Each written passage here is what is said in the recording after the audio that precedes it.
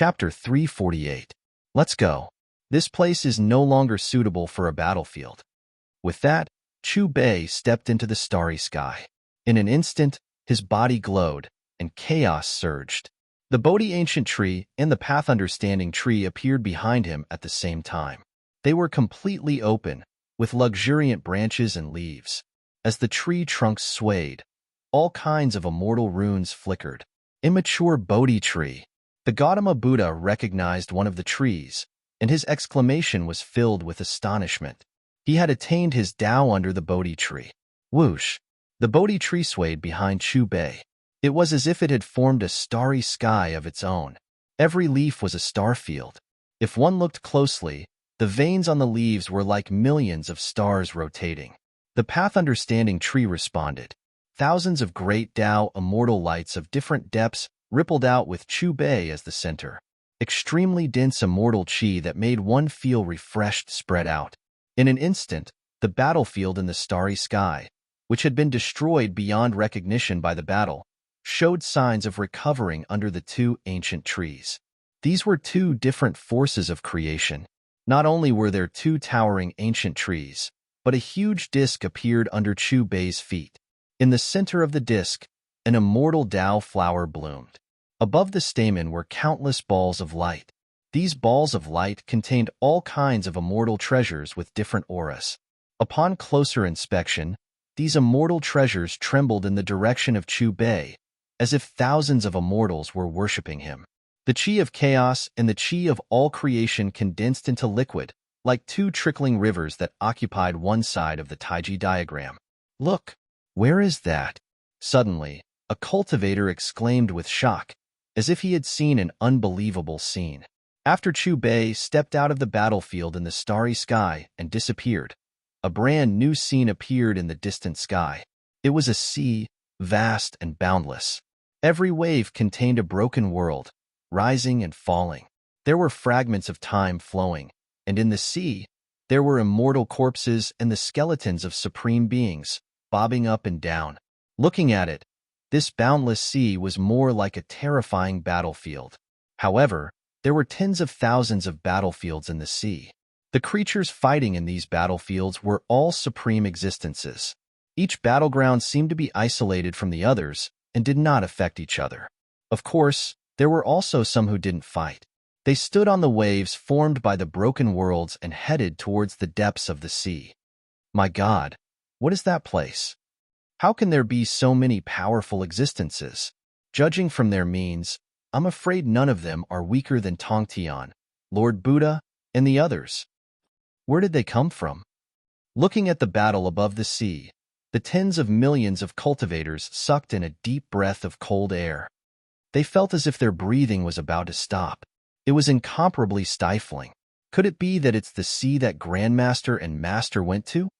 Patriarch Subhuti and Lord Gautama Buddha exchanged a glance, then stared blankly at the boundless black ocean, their hearts palpitating. What kind of place is that? Where is the end? The Jade Emperor asked Patriarch Bodhi. According to Master, at the end of the sea, one can break through the shackles of the heavenly immortal realm and become an immortal emperor.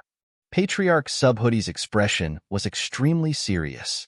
Could it be that the Genesis primordial spirit hasn't become an immortal emperor? The Jade Emperor suppressed his shock and continued to ask. According to Master, although Grandmaster is already an immortal emperor, the end of the sea can still help him break through. At this moment, Lord Gautama Buddha spoke. What? Immortal emperor isn't the end of the path of cultivation? There's an even higher level above that. The Jade Emperor looked at the sea again, his expression changing. The boundless sea seemed to represent eternal death and silence. It was very special. Although the black waves were undulating, there were specks of light within, like the rising clouds of the morning sun. The mist was spiritual essence, and some bloody smell. It seemed to be left behind by an unparalleled expert who had fallen. Rumble. The wind on the sea was blowing. It was a storm. The dark hurricane whistled past, destroying everything. The so-called wind was actually a symbol of the great Tao, and its power was unparalleled. Chu Bei had already arrived above the sea and stood in an empty space. With his hands behind his back, he waited quietly for the arrival of Hong Jun ancestor. Splash! Suddenly, an ancient beast emerged from the sea. Its back was covered with bone spikes, as black as ink, and it rushed towards the sky. It was extremely ferocious, like a giant lizard covered with black scales. It opened its bloody mouth and bit towards Chu Bei. Its eyes were scarlet. Perhaps it had been in the sea for too long and lost itself. Chu Bei did not dodge or evade. He pointed out with a finger, directly shattering that ancient beast. It wasn't that the ancient beast wasn't strong. On the contrary, its cultivation level was equivalent to a third great Luo Hunyuan Great Immortal and the Tongtian sect leader. It had devoured countless powerful creatures in the realm sea. The pitiful thing was that this time, it met the even stronger Chu Bei. A moment later, another figure targeted Chu Bei. This was a strange person with disheveled hair. He roared, dark mist surrounding his body as he launched a fierce attack at Chu Bei. His strength was great, his cultivation already comparable to a sixth great Luo Hunyuan Great Immortal, equivalent to ancestor Gautama Buddha's realm. Unfortunately, he was also lost, killed by Chu Bei with a raise of his hand. After Chu Bei took action twice, those lost creatures instinctively changed directions, attacking other creatures. On the sea surface, countless battlefields were fighting fiercely, raising a hand to produce a star domain. Fighting until ghosts cried and gods howled, the star dome collapsed. Fortunately, this sea was strange enough, containing enough space for them to fight fiercely. Is this the reason why Master didn't let us follow? Looking at the battle on the sea surface, Patriarch Subhoodie muttered to himself. With their strength, they might die before crossing the sea. As expected, it is full of opportunities. Ancestor Gautama Buddha and Jade Emperor's eyes shone with golden light. They saw good luck on the sea surface, countless scriptures and immortal techniques floating there. Chi. A pitch-black divine rainbow streaked past. Hongjuan's demonic body disappeared from the battlefield of stars, also arriving above the realm sea. Right as he landed on the sea surface, an ancient beast with 38 wings flew out from the bottom of the sea, attacking. However, this ancient beast was killed before it could even approach Hongjuan's demonic body. Clearly, with Hongjuan's demonic body's cultivation, even in this chaotic sea region, it was still a powerful existence. Stepping on the waves, Hongjuan's demonic body quickly arrived in front of Chu Bei. Perhaps because they sensed Chu Bei and Hongjuan's strength, the moment their auras erupted, the ancient beasts in the sea retreated on their own, leaving them a spacious battlefield. Rumble. On the sea surface that stretched as far as the eye could see, there were tens of thousands of battlefields. Each battlefield had 2, 3, or even more people fighting. The aura fluctuations they released were all powerful to the extreme. The aftermath of the battle stirring up storms on the sea surface, waves surging. Although there were many battlefields, they were separated by the river of time. They belonged to different space-time battles, but at this moment, they appeared above the sea. Chu Bei and Hongjuan's demonic body came to the battlefield one after another. The two of them faced each other from a distance. As their aura fluctuations had not burst forth, the experts from the other space-time nearby only glanced over when they were killing the ancient beasts in the sea. How did you know this place? Hongjuan's demonic body fixed his cold gaze on Chu Bei and asked, Why wouldn't I know?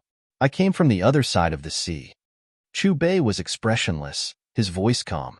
You came from there. Hearing Chu Bei's words, Hongjuan's demonic body's expression suddenly changed. He stretched out his trembling hand and pointed at the end of the sea. What's on the other side? Chu Bei smiled and remained silent. Of course, he didn't know what was on the other side of the sea. As for why he came to this sea region, it was naturally because the system had chosen the battlefield for him. It seems that there are some things that I can only force you to say after I defeat you. Seeing that Chu Bei ignored him, Hongjuan's demonic body snorted coldly. His eyes narrowed, and a majestic force came out of his body, setting off waves on the sea surface and blasting toward Chu Bei. Hongjuan's demonic body attacked. It was a black light, in which the divine chains of order crossed like iron chains. It had a demonic nature and flashed with black light. In an instant, it appeared in front of Chu Bei, as if it was going to penetrate him. Chu Bei was fearless. As he stepped forward, the bright disk under his feet changed. The laws of heaven and earth changed, and various strange phenomena appeared. He didn't dodge and let Hongjuan's black light hit him. There was no change in his expression at all. Clang! The black divine chains of order were stretched straight like divine spears. With a piercing chill, they pierced through the waves on the sea surface with a terrifying aura. However, when the divine chains of order were about to penetrate Chu Bei, in the disk under Chu Bei's feet, the chaotic qi and myriad qi, which had turned into liquid, propped up a layer of light at the same time, protecting him from all attacks. Crack! The black divine chains of order broke apart inch by inch around Chu Bei's body, turning into spots of black light. Then, they sank into the sea below and burned fiercely. Is the owner of the All-Heaven shop fighting with Hongjun Ancestor? Does he really have the strength to fight with Hongjun Ancestor? Didn't you hear it just now? The owner of the All-Heaven shop came from the other side of the sea. Like Hongjun Ancestor, the owner of the All-Heaven shop has already stepped into the celestial immortal stage. Maybe he can really defeat Hongjun Ancestor, who appeared before the opening of the sky. The top experts of the three sects, the disciples of the All-Heaven shop, and tens of millions of cultivators looked at the battlefield where Chu Bei and Hongjuan's demonic body were in the realm sea, their hearts in their throats. As for Buddha Gautama, Patriarch Bodhi, Jade Emperor, and other primordial chaos immortals, it seemed that they hadn't come to their senses yet. This was the first time they had seen this sea, and it was also the first time they had truly understood this world. There were far more experts in this world than just a few of them. At least, among the thousands of people fighting in the realm sea, 90% of them were stronger than them. Above the sea, although the battle between Chu Bei and Hongjuan's demonic body hadn't officially started, it had already attracted the attention of several experts who were fighting in the nearby space-time battlefield. They seemed to have noticed the aura fluctuations of the two people and cast strange looks from time to time, as if they were guessing something. Chapter 349. You have the strength to create this brand new world with me. Hongjun demonic body looked at the two-colored light in front of Chu Bei and pointed at the star region where the tens of millions of cultivators were, and said calmly, Hongjun couldn't kill you completely, so today I will finish this unfinished business for him. Chu Bei looked at Hongjun demonic body calmly and said indifferently. Hearing this, Hongjun demonic body's face turned completely gloomy. Boom. This time, Hongjun demonic body's hands danced, and a huge black dragon rose from the sea behind him. The black dragon and the majestic energy from Hongjun demonic body intertwined and turned into a demonic dragon. The demonic dragon roared, and its huge pupils were as dark as the abyss. The dragon tail swayed and directly cut open the surface of the realm sea, creating a long gully as it rushed toward Chu Bei. This aura, could it be that he has already? The demonic dragon's shocking power instantly attracted the attention of the experts on the battlefield. They even stopped their own battle and cast their eyes on Hongjun demonic body with shock and surprise on their faces. If he really stepped into that realm, then wouldn't the person fighting with him also? The experts from the other space-time looked at Chu Bei. Amidst the suspicions of these powerhouses from a different space-time, Chu Bei moved. He took a step forward and stretched out both hands at the same time. It was simple and neat. Bang! Just as the dark demonic dragon opened its ferocious mouth and was about to devour Chu Bei, the hands rapidly enlarged and each grabbed the two dragon horns of the demonic dragon. Then, the palms burst forth with supreme power at the dragon horns at the same time. With a crack, the two dragon horns shattered at the same time, turning into a rain of light and dissipating. Roar! In an instant, a miserable and painful dragon roar shook the realm sea. The dark clouds above the sea exploded, and the ancient beasts in the sea trembled and swam into the distance. This was not the end. After destroying the two dragon horns, Chu Bei fiercely shook his arm, clenched his palm into a fist, and fiercely bombarded the dark demonic dragon's huge head. Suddenly, the demonic dragon's head cracked, and black demonic blood soared. The dark demonic dragon's body smashed into the realm sea below. The moment it touched the surface of the sea, it exploded. Terrifying flesh and blood erupted like a volcano, and incomparably powerful laws intertwined above the sea. Almost in an instant, the sea below that was not calm to begin with boiled even more, as if a tsunami had happened. The collision's aura even penetrated the river of time and affected the surrounding space-time battlefield. As expected, that is the collision of immortal king laws. The level of power level far surpasses the laws of order we order laws. Who are they? Which space-time? Is it the past or the future? The realm sea they are in, is it where we are right now? The nearby powerhouses on the other space-time battlefield stared blankly at the dark demonic dragon that had exploded. The splashing blood was incomparably hot, illuminating the darkness. Its aura was too shocking. As for those distant battlefields, they were unable to sense the battle aura of Chu Bei and Hong Jun's devil body. Splash! Above the tumbling sea, Hong Jun's demonic body looked at the dark demonic dragon that exploded and dissipated, and his expression gradually became serious. When he looked at Chu Bei again, his gaze was no longer as calm as before. Return to origin. Suddenly, Hong Jun's demonic body's eyes shot out a cold light, and at the same time, he shouted. In the next moment, his body suddenly expanded rapidly, and black flames burst out from his body, surrounding the surface of his body. At this moment, the storm above the sea became even more rampant, and even the surrounding sea tornadoes surged into Hong Jun's demonic body. The ancient beasts in the sea did not even have time to scream before their flesh and blood exploded with a bang, and they were swept into Hong Jun's demonic body by the pitch-black seawater. Rumble. Amidst the rumbling, Hong Jun's demonic body's eyes turned from black to red, releasing a blood-red light. Even someone as strong as Hun Yuan Immortal could not help but tremble when he saw it. In addition to the demonic clouds, sea tornadoes, storms, and ancient beasts' flesh and blood that surged into his body, on the coast, millions of stars flew behind him and circled, releasing the power of the stars. Combined, an incomparably cold shout echoed in the realm sea, sweeping through the sky above the realm sea, and the sound waves spread far and wide. Kacha! Kacha! Ripples suddenly appeared in the thousands of space-time battlefields that were separated from each other. The ripples shattered, and a crisp sound was heard. It was the sound waves piercing through the river of time. This single word was clearly transmitted to every battlefield in this strange region of the sea. In an instant, the battles on these space-time battlefields all stopped. Thousands of supreme experts cast their gazes on Hong Jun's demonic body. The experts from the other space-time who were closer were still fine.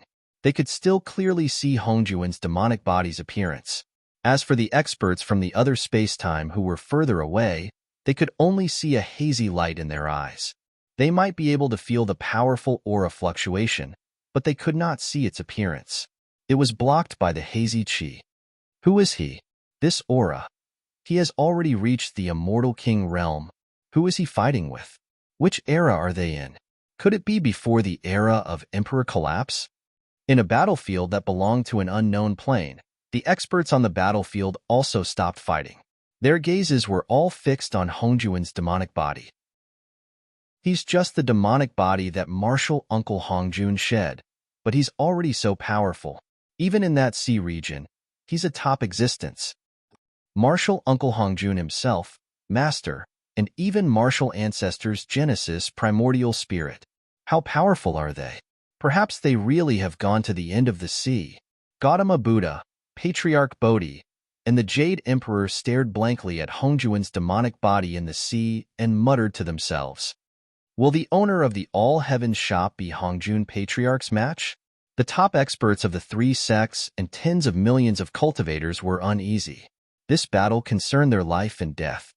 Master should be able to win. Sun Wukong, Zhu Beiji, and even the disciples of the All-Heaven shop were worried. The phenomenon displayed by Hong Jun's demonic body at this moment was too terrifying. Even the experts on the other space-time battlefields in the sea were alarmed. They even gave up their own battles to pay attention to Hong Jun's battle. Above the sea, demonic clouds, sea tornadoes, storms, ancient beast flesh, star fields, and all kinds of phenomena converged into Hong Jun's demonic body. His body began to distort. He was evolving until he finally turned into a black longsword. The sword trembled slightly, and a ray of sword light leaked out from the tip of the sword. With a swish, it directly cut the sea region below into two halves. It was extremely terrifying. Only one move? I'll do as you wish. Chu Bei smiled and looked at the black sword in front of him, which attracted the attention of all the experts from the other space-time. His expression didn't change at all, nor did his emotions fluctuate. As his calm voice came out of his mouth, the tens of millions of light clusters on the bright disk under his feet entered his body at the same time. An incomparably blazing divine light rushed into the sky from his sea of consciousness, illuminating the entire sea region in an instant.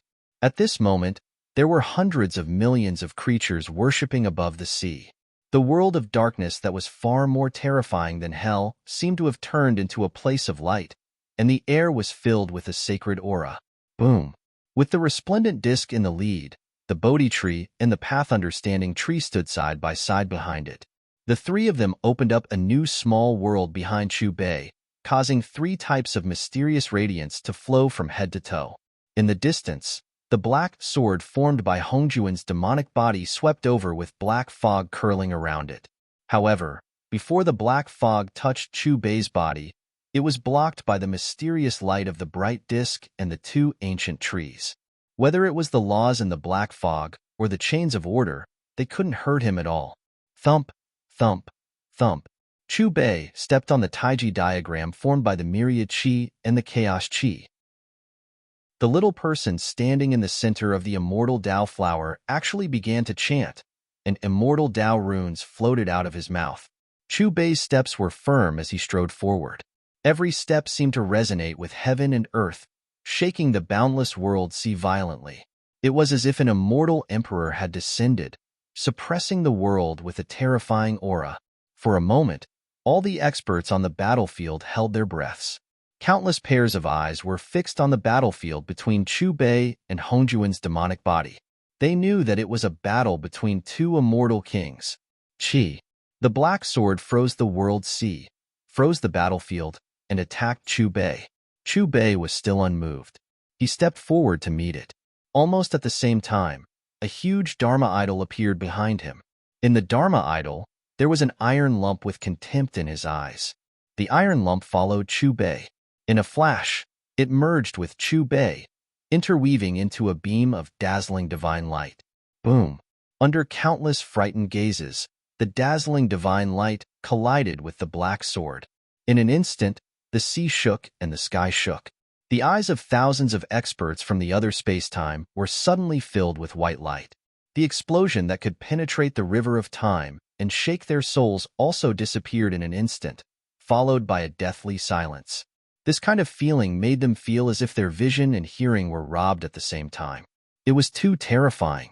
In the deathly silence, the vision of those experts who were closer to the battlefield gradually became clear. When they saw the scene on the battlefield again, all of their faces changed in shock, carrying looks of disbelief. Even people as strong as them found it difficult to maintain their calm. Looking around, the sea region below the battlefield had directly become a vacuum. It was like an isolated, endless black hole. With just a glance, one would lose their mind and feel an indescribable palpitation. The dazzling divine light disappeared. What replaced it was that man in a green robe. The strange disk under his feet disappeared. The Bodhi tree and path understanding tree behind him also disappeared. At this moment, he was like an ordinary person who couldn't be more ordinary. He just quietly hovered above the endless black hole, looking forward. His expression was the same as before the battle, as if there was no change from beginning to end.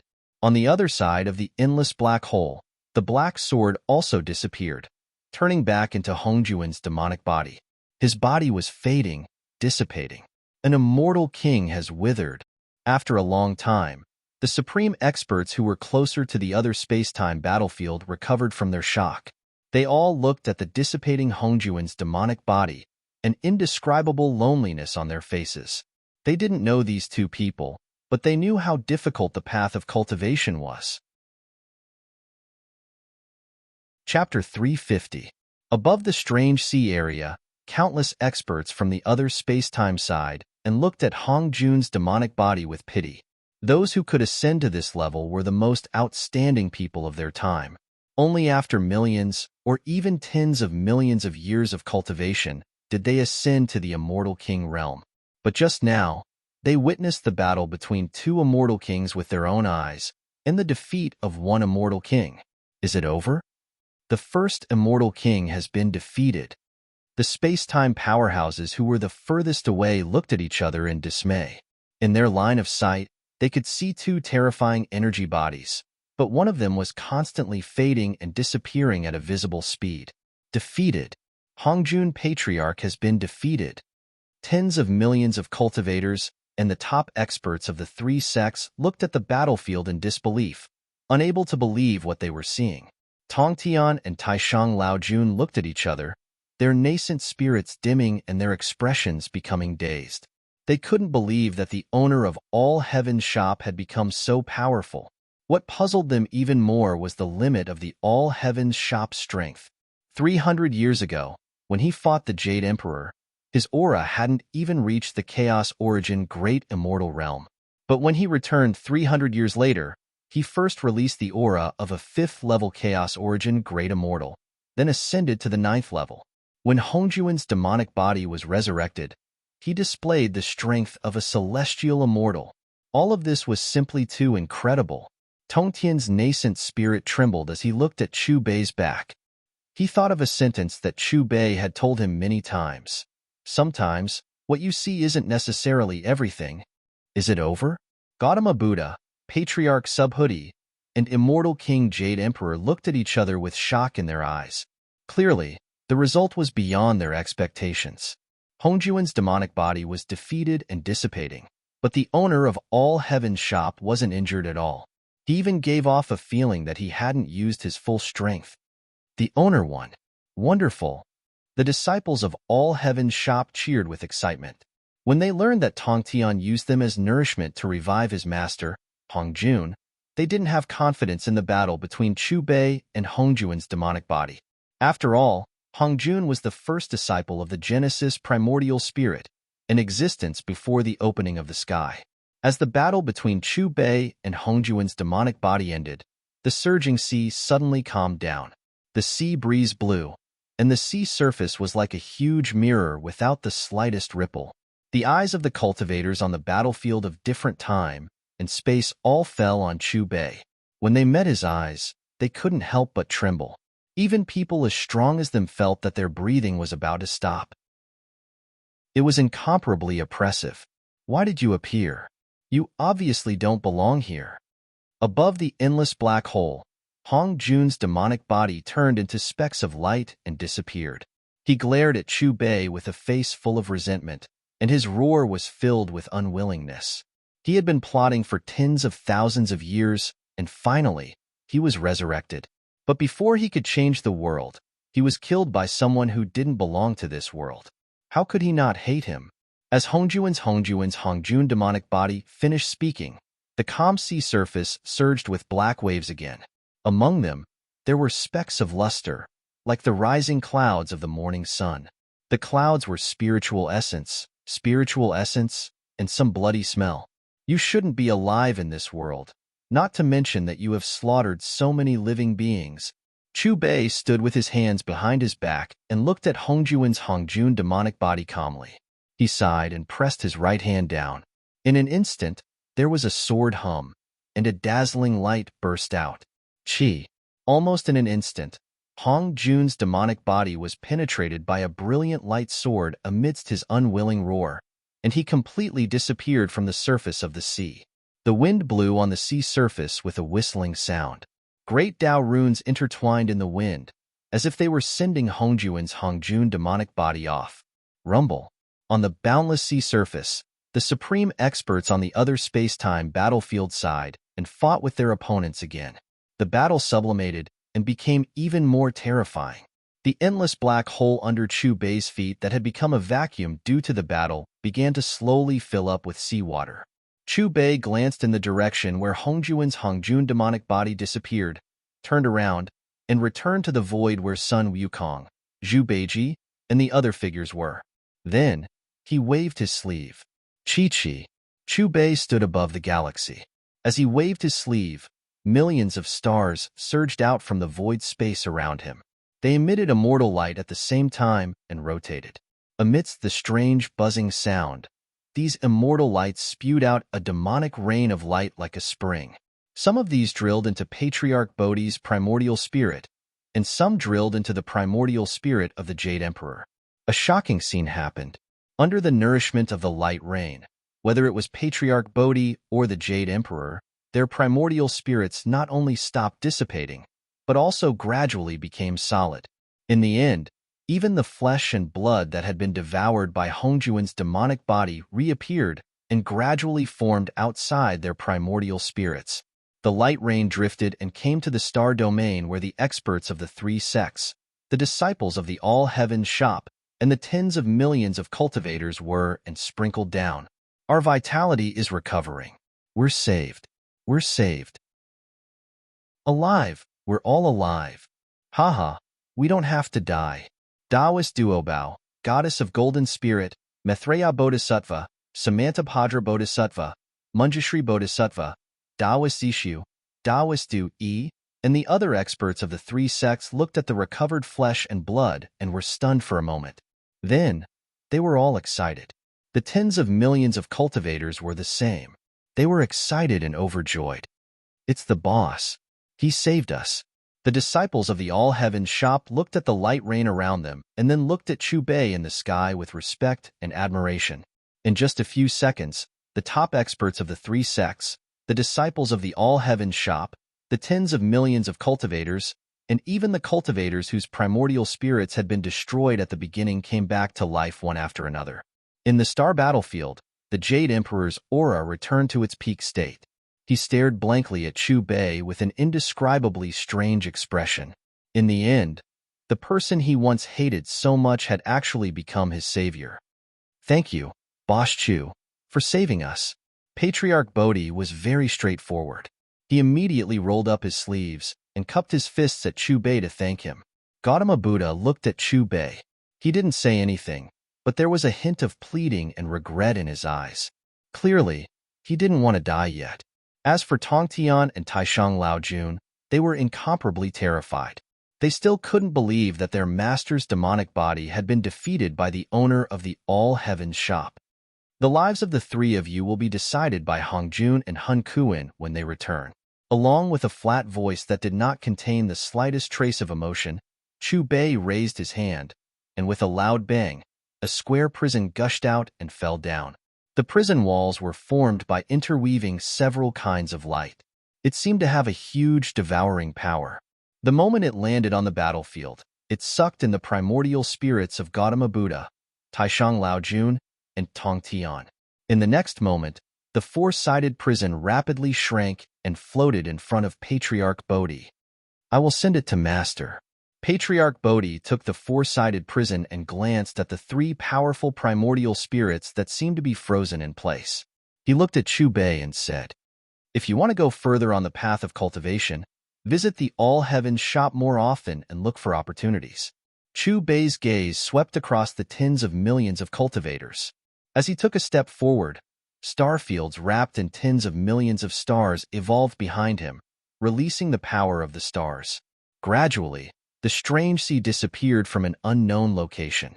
Before it disappeared, the wind could vaguely be seen rising in that sea again. It was vast and boundless. Every wave contained a broken world that rose and fell. There were fragments of time flowing in the sea. There were immortal corpses and the skeletons of supreme creatures floating in the sea. 3 days later, in the journey to the west, the host's reputation points have reached 90. The all-heaven shop's reputation points have reached 90. Level 13 Commodity Authority unlocked. If the host wants to unlock Level 14 Commodity Authority, head to the Divine Tomb Plane. According to the system prompt, after completing the mission, you can unlock Level 14 Commodity Authority and obtain additional rewards. The system's voice sounded in Chu Bei's Sea of Consciousness.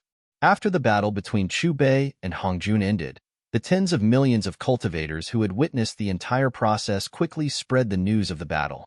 In 3 days, not only did the All-Heaven shop's reputation points, but even his own reputation points had reached 90 in the journey to the west. He had completed the mission perfectly. Half a month later, "Master, are you leaving now?" Sun Wukong, Zhu Beiji, and the others stood side by side in front of Chu Bei with respectful expressions. Chu Bei patted Sun Wukong, Zhu Beiji, and the others one after another and said earnestly, "The shops in this world will depend on you 5 brothers to manage well. I'll be waiting for you in a broader place." Now, his cultivation was at the peak of level 13. In the Shrouded Heaven Plane, he was at the peak of the Saint Plane. In the journey to the west, he was at the peak of the Golden Immortal Plane. As soon as he finished speaking, Chu Bei stepped into the wheel of time and space and disappeared. As before, he did not immediately appear in the Divine Tomb Plane. Instead, he swam freely in a wonderful world woven by the long river of time, drifting forward without day or night. Chapter 351. Tomb of the God. Tianyuan Continent, Central Region. In the dark sky, a thin crack appeared and a figure slowly descended. Mission 1. Host signs a contract with Chao Nan. When Chu Bei descended from the void, the system's voice rang in his mind. Hearing this, Chu Bei recalled the condition to activate level 14. The condition was to complete the mission issued by the system. Feeling the rapid change of cultivation in his body, Chu Bei felt gratified. He then looked at the system map in his mind. Chu Bei's expression changed. He could not figure out where Changnan was on the map. He was less than a kilometer away from Changnan. After a short while, Chu Bei found a huge manor. Could this be the cemetery of the gods and devils? Chu Bei recalled the plot of the Tomb of the God and looked at the huge manor in front of him. The two things gradually matched. The Tomb of the God. This was the story of a main character who was reborn 10,000 years later. Soon, Chu Bei arrived at the periphery of the cemetery. Tall snow maple trees were neatly arranged with lush green leaves. Under the gentle breeze, pure white petals drifted in the air like snowflakes. As he went deeper, the fragrance of the flowers assaulted his nostrils. It was intoxicating. Looks like Chun and hasn't climbed out of the grave yet. Looking at the motionless red on the map, Chu Bei could not help but smile. There were thousands of tombstones in the cemetery. Each tombstone was surrounded by a terrifying energy. Looking around, there were thousands of nameless tombs. If it were not for the map marking, it would take him a long time to find Channan's grave. "Little brother, are you here to sweep the tombs?" No one has been here for almost 10 years. When Chu Bei walked past the first grave, an old voice rang in Chu Bei's ears. Looking at the source of the voice, a skinny old man stood in front of the straw hut. He was walking toward him with a walking stick in his hands. The old man had white hair and a face full of weathered wrinkles. His skinny figure was frightening, as if a gust of wind could blow him away.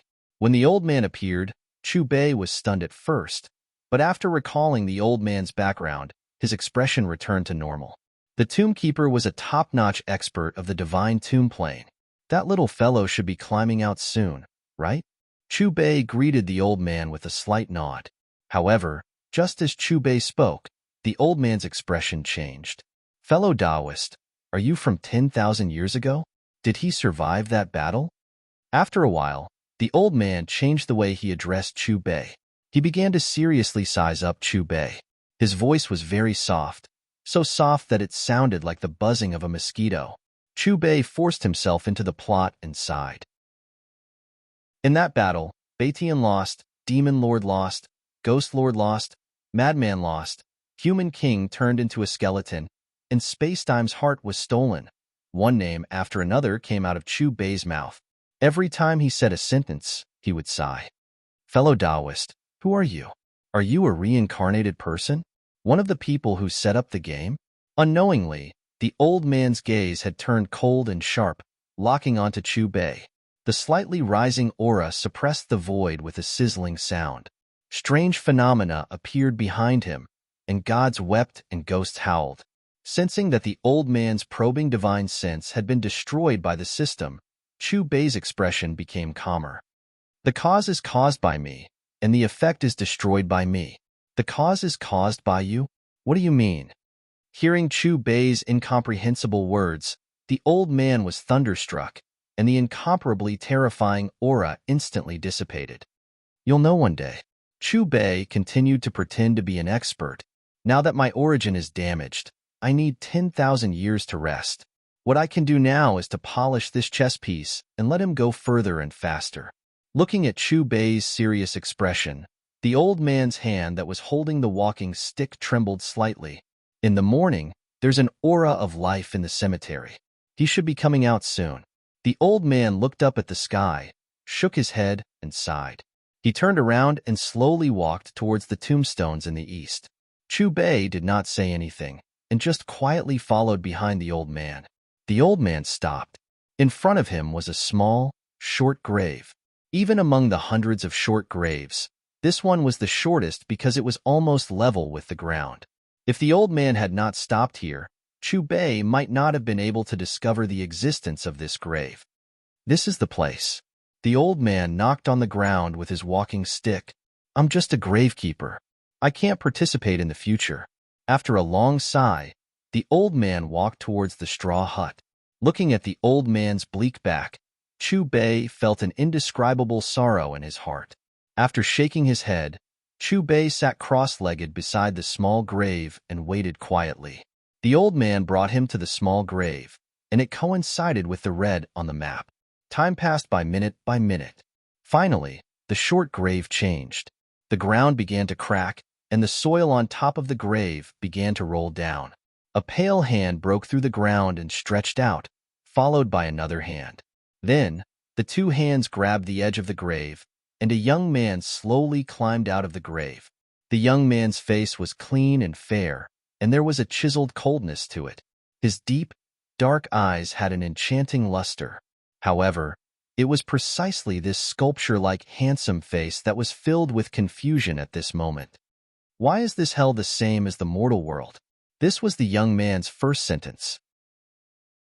After climbing out of the grave, the young man scanned his surroundings, and at the same time, he did not forget to tidy up his messy hair and tattered clothes. This is the mortal world, Chu Bei said indifferently. What? I'm still alive. Then what is this place? Why am I here? The young man was stunned at first. Then he looked at Chu Bei and exclaimed, Who are you? Take a good look behind me first. Chu Bei did not answer the young man directly. Instead, he gave up his position and pointed behind him. Hearing this, the young man stared at Chu Bei's original position, and his expression changed dramatically. The tomb of the Eastern martial god, Zhan Wuji.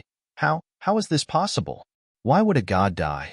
Is he really the legendary Zhan Wuji who dominated the 3 realms and 6 paths? The young man looked at another tall tombstone with an astonished expression, and his expression became more and more shocked. The tomb of the Western martial god, Caesar. Caesar, the Western martial god who wore golden armor and wielded a golden holy sword. The young man muttered. Every time he looked at a tombstone, the astonishment between his brows became more intense. The tomb of the Eastern martial god, the Peony Fairy. The tomb of the Western martial god, Nas. The tomb of the Eastern martial god, Li Changfeng. The tomb of the Eastern demonic cultivator, Ao Tsangtian. The tomb of the Western great demon king, Lucifer. The young man was already stupefied. His gaze that was filled with shock once again fixed on Chu Bei's body. What exactly happened? Why are the gods of the past all dead? Why am I here? Chu Bei smiled and pointed at the young man's feet. Look at where you are now. Coffin, coffin. Hearing Chu Bei's words, the young man looked down subconsciously. In the next moment, the young man's expression changed drastically, and his eyes were filled with disbelief. Am I a zombie? Chu Bei was shocked by the young man's mutterings. He shook his head and said, You were indeed a dead man, but now you've come back to life. Come back to life? The young man's eyes were blank. Why can I come back to life? Also, why are the gods of the fantasy immortal continent and the fantasy immortal continent buried together? What right do I have to be buried together with them? After saying that, the young man's soul seemed to have been sucked out of his body, and he collapsed to the ground powerlessly. He had too many questions and couldn't understand everything in front of him. What the hell was going on? The young man's gaze was fixed on Chu Bei. Perhaps this person could solve his doubts. Chen Nan, although you've come back to life, you haven't lost your memory. Do you still remember what happened 10,000 years ago? Chu Bei looked at the young man calmly. The faint voice drifted to his ears. Chen Nan's pupils abruptly constricted, and the astonishment on his face deepened. 10,000 years ago? You said I've been lying in this coffin for 10,000 years? Chapter 352. Do you still remember the name you Xian? In front of the grave, Chu Bei stared calmly at Chu Bei as he spoke calmly. You, Xian. Hearing the name from Chu Bei's mouth, Chen Nan repeated it. He then closed his eyes in agony and hugged his head with both hands. Dead. The person I love the most is dead. Why did you bring me back to life? Do you want a useless person like me to continue my miserable life in regret? Chen Nan seemed to have remembered something, and his pained expression was filled with remorse. Looking at Chen Nan, who was hugging his head and howling, Chu Bei shook his head and sighed. He was indeed a pitiful person. In order to save him, this girl called Yu Xian was killed by the devil with a single palm strike, and he could only watch helplessly as his beloved girl died. He was powerless. Later on, he went to seek revenge on the demon's descendant and was defeated and killed. Do you want to see her one more time? To be exact, do you want to be with her forever? After Chen Nan had choked on his sobs, Chu Bei placed his hands behind his back and smiled. What do you mean? Yu Xian is still alive. Hearing Chu Bei's words, Chen Nan's empty eyes suddenly showed a trace of life. His two hands firmly grabbed Chu Bei's arm, and veins appeared in his eyes. She's not dead. These four words floated out of Chu Bei's mouth. She's still alive. Please tell me, where is she? Where is she? Chen Nan roared emotionally. His voice was filled with excitement, and his body could not help but tremble. Even though she's not dead, her situation is not good. As he spoke, Chu Bei raised his right hand and a glowing purple ring appeared in his palm. If you want to see her, you must first have enough power. Power? 10,000 years ago, I was already a cripple. What more now? Chen Nan laughed at himself. Fate has brought us together. I can give you my inheritance, and I can also bring you to her. However, when your cultivation reaches the heavens, you must agree to my request. As for what this request is, I will tell you when the time is right. Chu Bei deliberately put on a purposeful expression as he spoke. Only by speaking with a purpose and a tone of transaction would the other party be more likely to let down their guard. As long as you let me see Yusin, don't mention one request. I'll agree to 10 of your requests. After hearing Chu Bei's words, Chen Nan nodded without hesitation. Chu Bei chuckled. With a wave of his right hand, the proxy ring flew towards Chen Nan. Put it on. With a blood contract, you will receive my inheritance and embark on a shortcut to cultivation. Since you've obtained my inheritance, you can be considered my successor. As for how you address me, it's up to you. Chen Nan stared blankly for a moment. When he came back to his senses, he hurriedly shouted, Master. As he shouted, Chen Nan took the ring and bit his index finger, dripping a drop of blood into the ring. The host has successfully signed a contract with the first-level proxy Chen Nan. Level 14 Commodity Authority Activation Progress, 15%. Level 1 Proxy Gift Pack issued, almost at the same time. The system's voice rang in Chu Bei's mind. Since you've already addressed me as Master, then I'll give you another gift. Chu Bei opened the proxy gift pack. Within it was a sparkling and translucent elixir. What a rich elixir aroma! Chen Nan took the elixir and sniffed it. After exchanging glances with Chu Bei, he threw it into his mouth. My body. Soon, Chen Nan noticed the changes in his body. After swallowing the elixir, every cell, every bone, and every piece of flesh in his body was crazily strengthened. Master, after this disciple ate the elixir you gave me, I seem to have gained control of a mysterious energy. After a long while, Chen Nan stretched his body and looked at Chu Bei in astonishment. Then, an eager expression appeared on his face. After eating the elixir, his body structure seemed to have undergone some strange changes. His body could actually change according to his thoughts. This change was not a change in appearance, but a change in essence. With a thought, his body elementalized and turned into a flash of golden light. He could feel that every cell contained a terrifying energy. However, this energy was still in its embryonic stage, waiting for him to develop it. The elixir of light, an immortal elixir from the outland. Chu Bei looked at Chen Nan calmly. Now, is there an additional mysterious energy in your body? This energy is abnormally large and permeates throughout your body? Chen Nan nodded and turned back into his human form. He pointed his finger, and a flash of golden light swept toward the coffin he crawled out of. In an instant, the coffin was penetrated, leaving a round hole. From now on, this ability is considered your innate ability. Use it well and cultivate. When the day comes, no matter how big the world is, you'll be able to elementalize it with a thought, Chu Bei said seriously with narrowed eyes. Chun Nan was silent for a moment and nodded seriously. Master, can you tell me why I was buried here? Why can I be resurrected? Why are the gods of the East and the gods of the West buried together? Why? Looking at Chen Nan, who threw out 3,000 whys in one breath, Chu Bei picked his ears helplessly. I'll answer some of your questions. As for the rest, you'll have to figure it out yourself. When your strength reaches a certain level, all problems will be solved. This is also my hope for you. I hope that there will be a day when I need you. 10,000 years ago, the fantasy immortal continent and the fantasy magic continent broke through the strait during a violent earthquake and connected. Because the two continents had different civilizations and beliefs, a large-scale war broke out between the two continents. In that war, corpses were strewn everywhere and blood flowed like rivers. Countless experts fell. In order to reduce the casualties, the top experts of the two continents had no choice but to sign a ceasefire agreement. Eastern and Western cultures mixed and lived in peace. In the end, the two continents merged into one and changed their name to the Tianyuan continent, which is the current continent. You're saying that the gods of the East and West also participated in that war and their descendants buried their bodies in the cemetery of the gods and devils? Chen Nan guessed as he looked at the tombstones around him. The cemetery of the gods and devils had already appeared 1,000 years before that war. Chu Bei shook his head. As for the secret of the cemetery of the gods and devils, you'll have to find it yourself. I can only tell you that their deaths are related to heaven. Heaven? Chun Nan's mouth opened slightly. Heaven.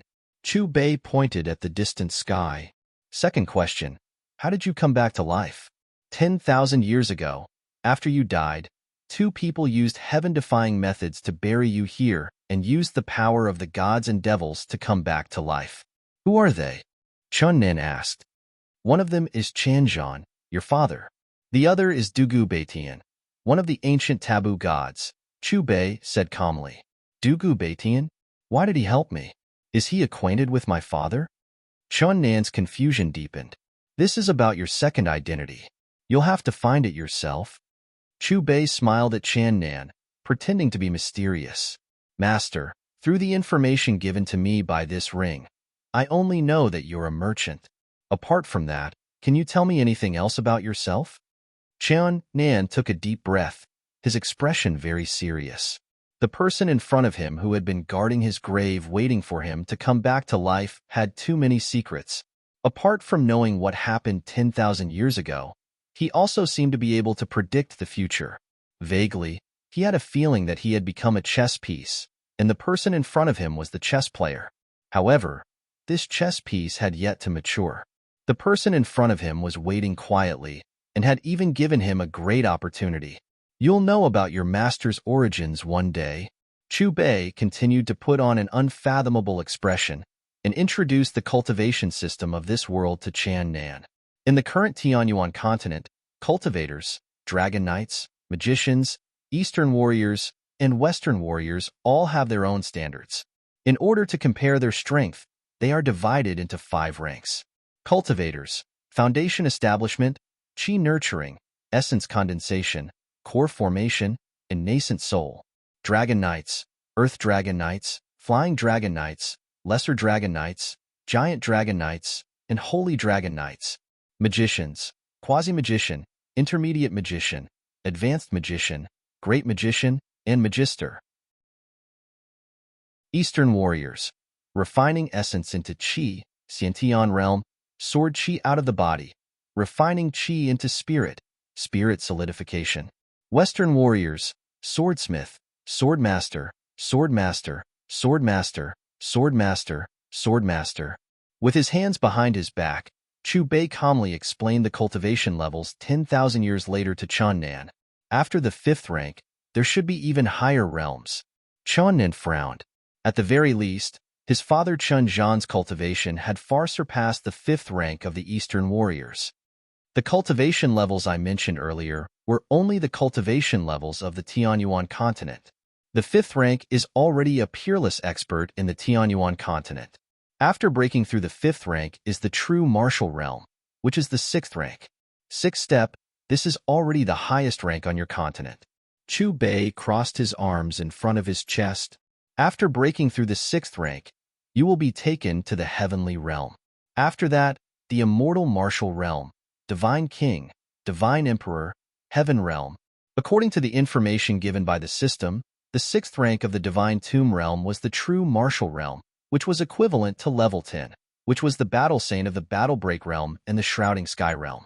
The 7th rank of the immortal martial realm was equivalent to level 11, which was the battle emperor of the battle break realm and the divine king of the shrouding sky realm.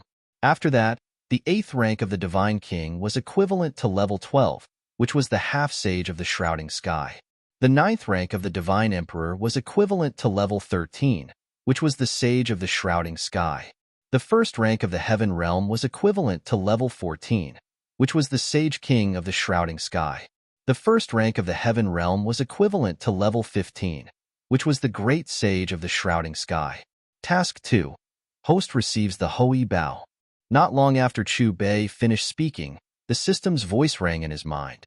At that moment, a red dot appeared on the system map, which represented the location of the Hoi Bao. Master, why don't you take me to see Yusin first? Chunnan looked at Chu Bei with great anticipation. Before that, I'll take you to the capital of Chu country for a walk. Chu Bei patted Chunnan's shoulder. Naturally, he had to prioritize his matters. Chapter 353. Master, the innate ability you bestowed upon me is really useful. In the blue sky, a golden light followed closely behind a rainbow as it flashed past. Chunnan's face was filled with joy. The cemetery of gods and devils was located in the center of the Tianyuan continent. Ever since he used the innate ability he received, he had only spent half a day to reach the center of the eastern region. The Tianyuan continent was millions of kilometers away. If it wasn't for the fact that he hadn't developed this ability yet, he was confident that he could cross the Tianyuan continent in a single thought. Master, why did you stop? Looking at the figure in front of him who had suddenly stopped, Chunnan asked in confusion. Look below. Chu Bei's lips moved slightly. Following the direction of Chu Bei's finger, Chunnan lowered his head to look. With one look, his expression suddenly changed. A clear river meandered through the mountains and converged into a pool right below them. Splash!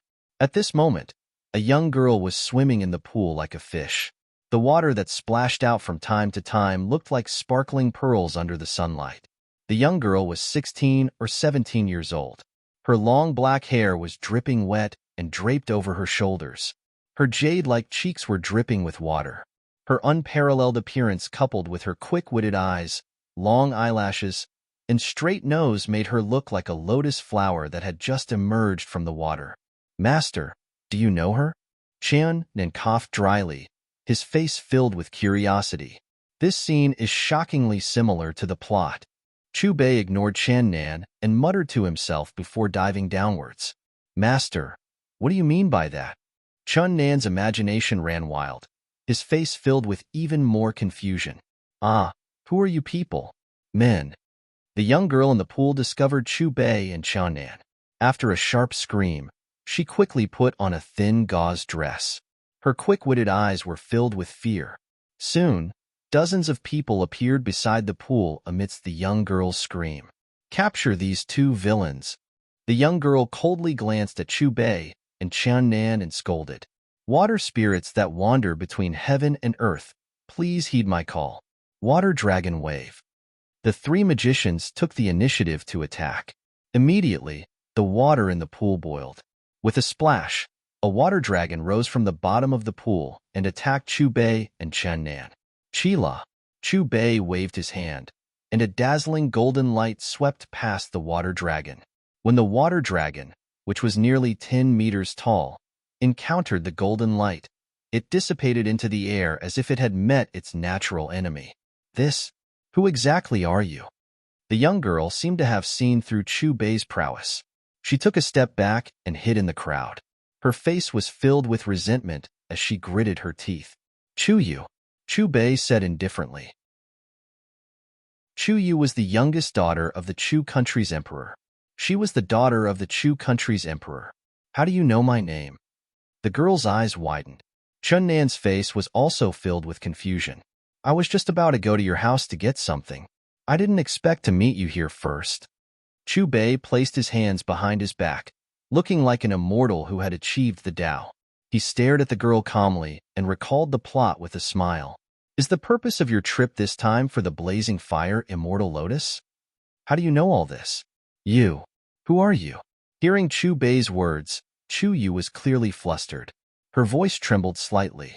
The attendants by her side were all death warriors specially trained by her imperial father. They were loyal and devoted to her. Tomorrow was her father's 60th birthday. In order to show her filial piety, she deliberately snuck out of the palace to pick the legendary blazing fire immortal lotus as a birthday gift. They would arrive at their destination in less than 3 kilometers. Before getting down to business, she wanted to relax and coincidentally came across a pool of water. Who would have thought that in the middle of her bath, 2 villains of unknown origins would descend from the sky? Moreover, one of them had unfathomable strength. What was more frightening was that the other party actually knew everything about her. Who I am isn't important. What's important is that I can help you get the blazing fire immortal lotus, Chu Bei said calmly. I can get the blazing fire immortal lotus even without your help. Chu Yu snorted coldly. After she finished speaking, she glanced at the guards around her. Ignore them and continue on our way. Master, aren't we going to the Chu Kingdom's palace? Seeing Chu Bei following behind the group, Qian Nan couldn't help but ask. Don't worry, I have my own plans. Chu Bei smiled and continued to walk leisurely. Princess, these 2 people have been following us. What should we do? A magician leaned in front of Chu Yu and whispered, Ignore them, just let them follow us. A trace of craftiness flashed across Chu Yu's eyes. When the old man comes, I'll definitely make them pay a painful price for their previous actions. An hour later, Chu Yu and her group arrived at their destination. A volcano stood 100 meters in front of them. The volcano's crater was surrounded by layers of smoke and magma, seemed like it would erupt at any time. The closer they got to the crater, the hotter the air became. It made them feel stuffy, and the rocks under their feet also became hotter. What a rich fragrance. The old man didn't lie to me. There's a blazing fire immortal lotus in the crater of the volcano. Chu Yu rubbed her nose in intoxication. Waves of smoke floated out from the crater of the volcano from time to time. The smoke was filled with a rich fragrance that made one feel refreshed and refreshed. Their worries and fatigue instantly disappeared. Princess, I heard that all treasures are protected by spirit beasts. Do you think there's a spirit beast protecting the crater of the volcano? A guard reminded her. It's fine. The old man said that it's just a small snake. Chu Yu waved her hand carelessly. Then, she pointed at a ball of fiery red light on the cliff inside the crater of the volcano. Go and pluck that blazing fire immortal lotus for me now. Yes, princess. After receiving Chu Yu's instructions, the guard respectfully responded. Soon after, he took out an anti-poison veil and covered his mouth and nose. Then, he carefully walked through the thick smoke toward the crater of the volcano. Master, I have a feeling that there's a tyrannical spirit beast in the crater of the volcano. At least, it's far from what these guys can handle. Qian Nan tilted his head and looked at Chu Bei. Do you want to help them? In response to Qian Nan's kindness, Bei smiled. Didn't you hear that girl say that she doesn't need us at all? We'll just watch. Rumble.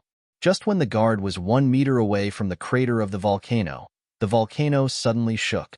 Then, a strange roar came from the crater of the volcano and floated in the air.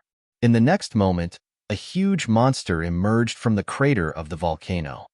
Princess, this isn't the small snake you mentioned earlier.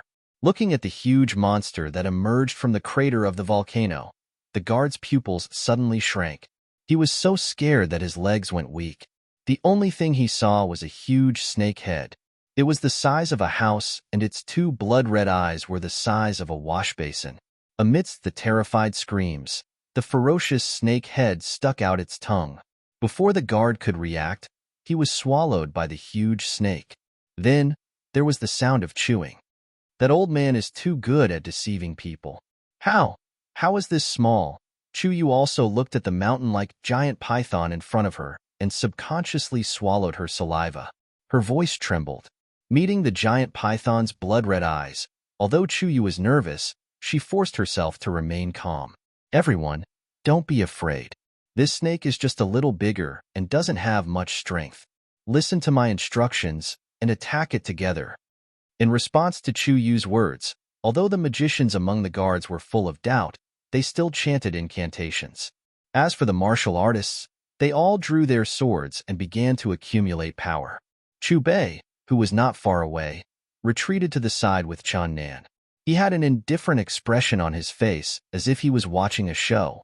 In terms of strength, even if Chuyu's side attacked 10 times, it would not be enough to deal with this giant python. Attack. At Chuyu's command, the guards attacked at the same time. Several fireballs and a large number of flashing wind blades flew towards the giant python. However, when this overwhelming attack landed on the giant python's body, it was like scratching an itch. Only a series of clanking sounds were left behind, and there were no wounds. Squeak, squeak. The giant python seemed to have felt provoked. It opened its huge mouth and revealed its white venomous fangs. The fangs were as sharp as swords and were 1/2 meter long. They were ferocious and terrifying. Everyone, stay alert.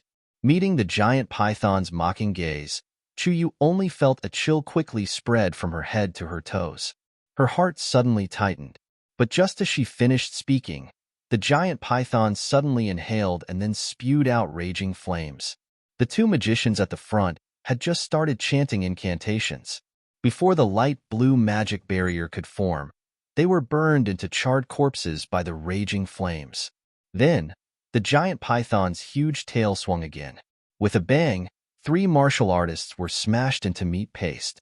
Blood splattered across the sky. Retreat. After witnessing the terror of the giant python once again, Chuyu screamed and turned to escape without caring about the others. Among her guards, both the magicians and martial artists were at the 2nd level. But with such strength, they were no different from ants in front of the giant python. Are you two just going to watch the show like this? You're not going to help at all. Chuyu ran to Bei and Nann's side and said fiercely, in front of this beast, we're tied to the same boat. If we die, you can forget about leaving alive.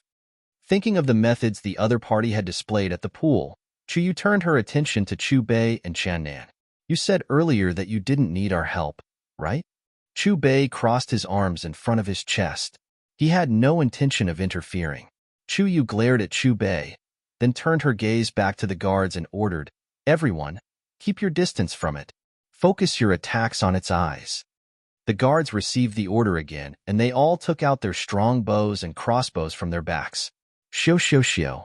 Amidst the sound of air being pierced, rows of eagle feather arrows shot towards the giant python's eyes like locusts. Not only humans, the eyes were also the weakest part of beasts. The giant python twisted its body crazily. Although it successfully dodged most of the arrows were like rain.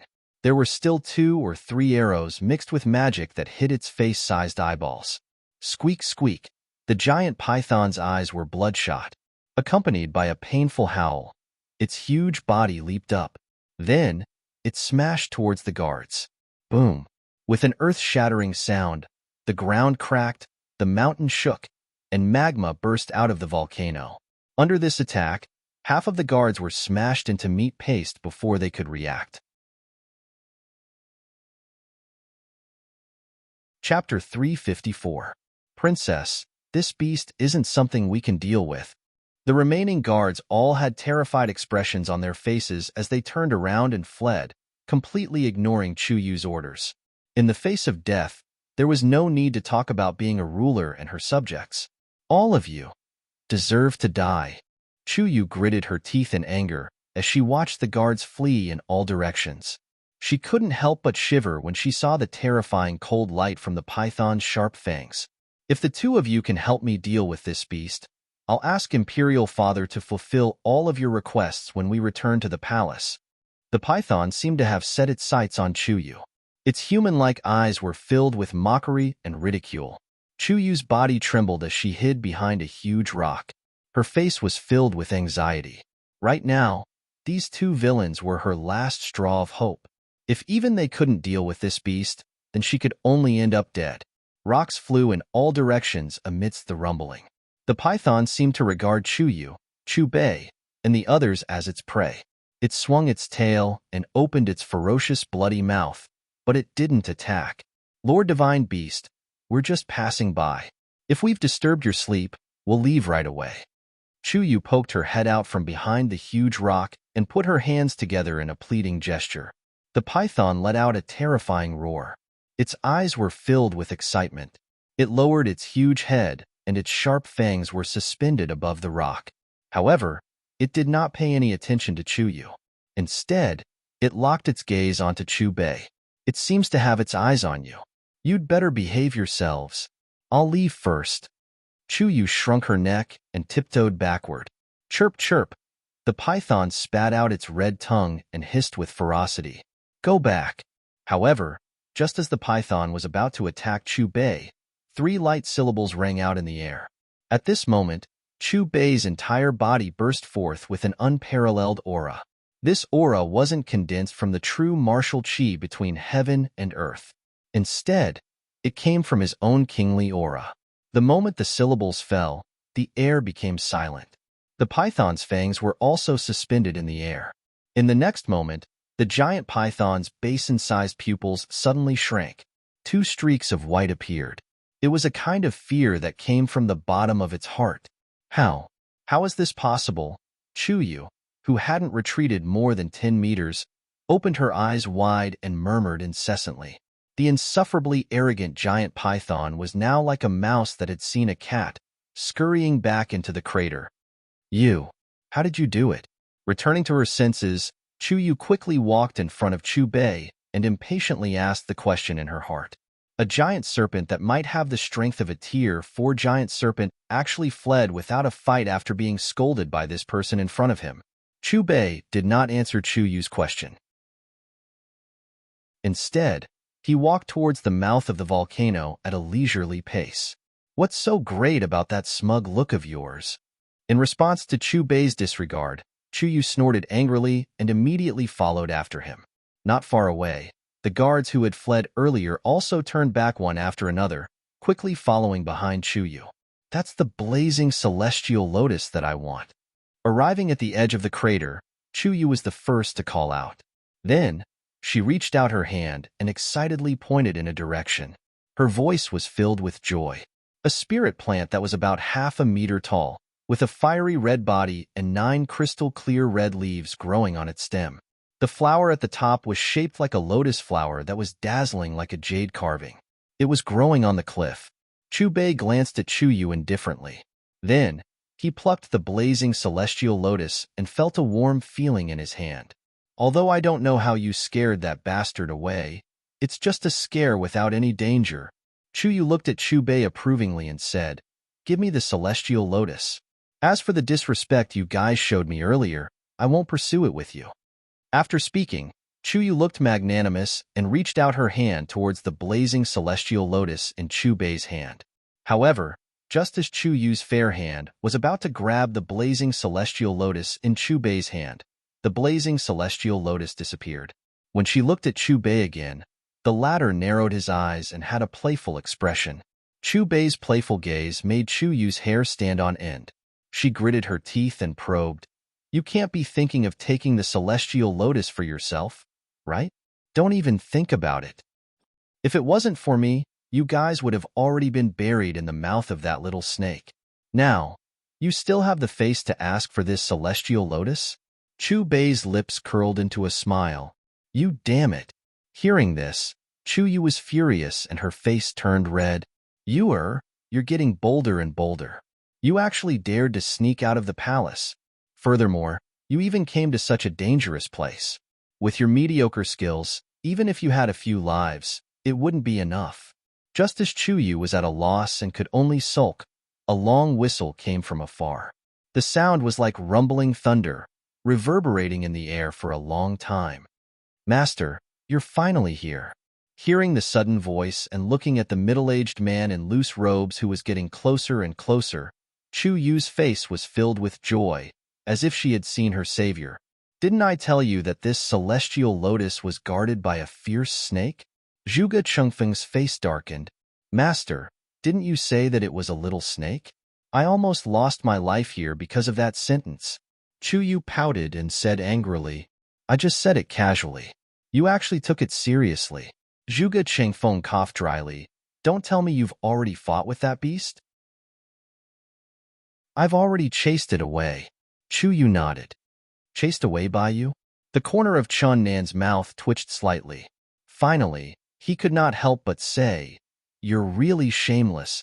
Chu Yu glared fiercely at Chun Nan. After letting out a cold snort, she pointed at Chu Bei and Chun Nan. Master, not only did these two bullies bully me, they also stole the blazing celestial lotus. Master, help me take them down right now. I want to take them back and castrate them. Her voice was filled with threat. Chu Yu proudly raised her little head, her eyes filled with provocation.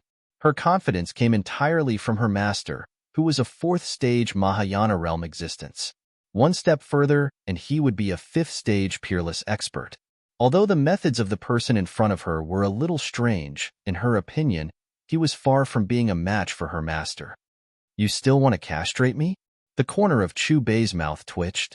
He had already begun to plan how to teach this little demon princess a lesson. As for Chan Nan, he had already clenched his fists, which were faintly flickering with golden light. Hand over the blazing celestial lotus and leave quickly. Zhuge Chengfeng glanced at Chu Bei, then looked back in the direction they came from. His expression was a little hasty.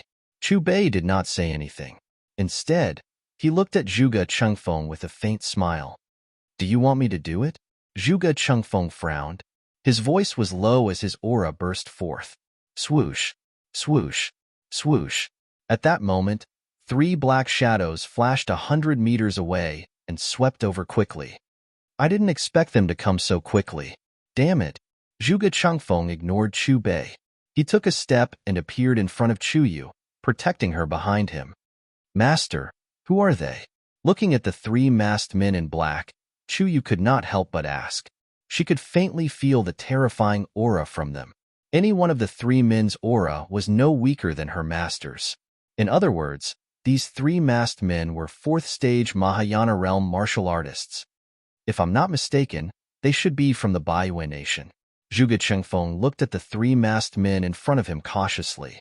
He felt that someone was following him on the way here, so after finding Chu Yu, he wanted to take her away immediately.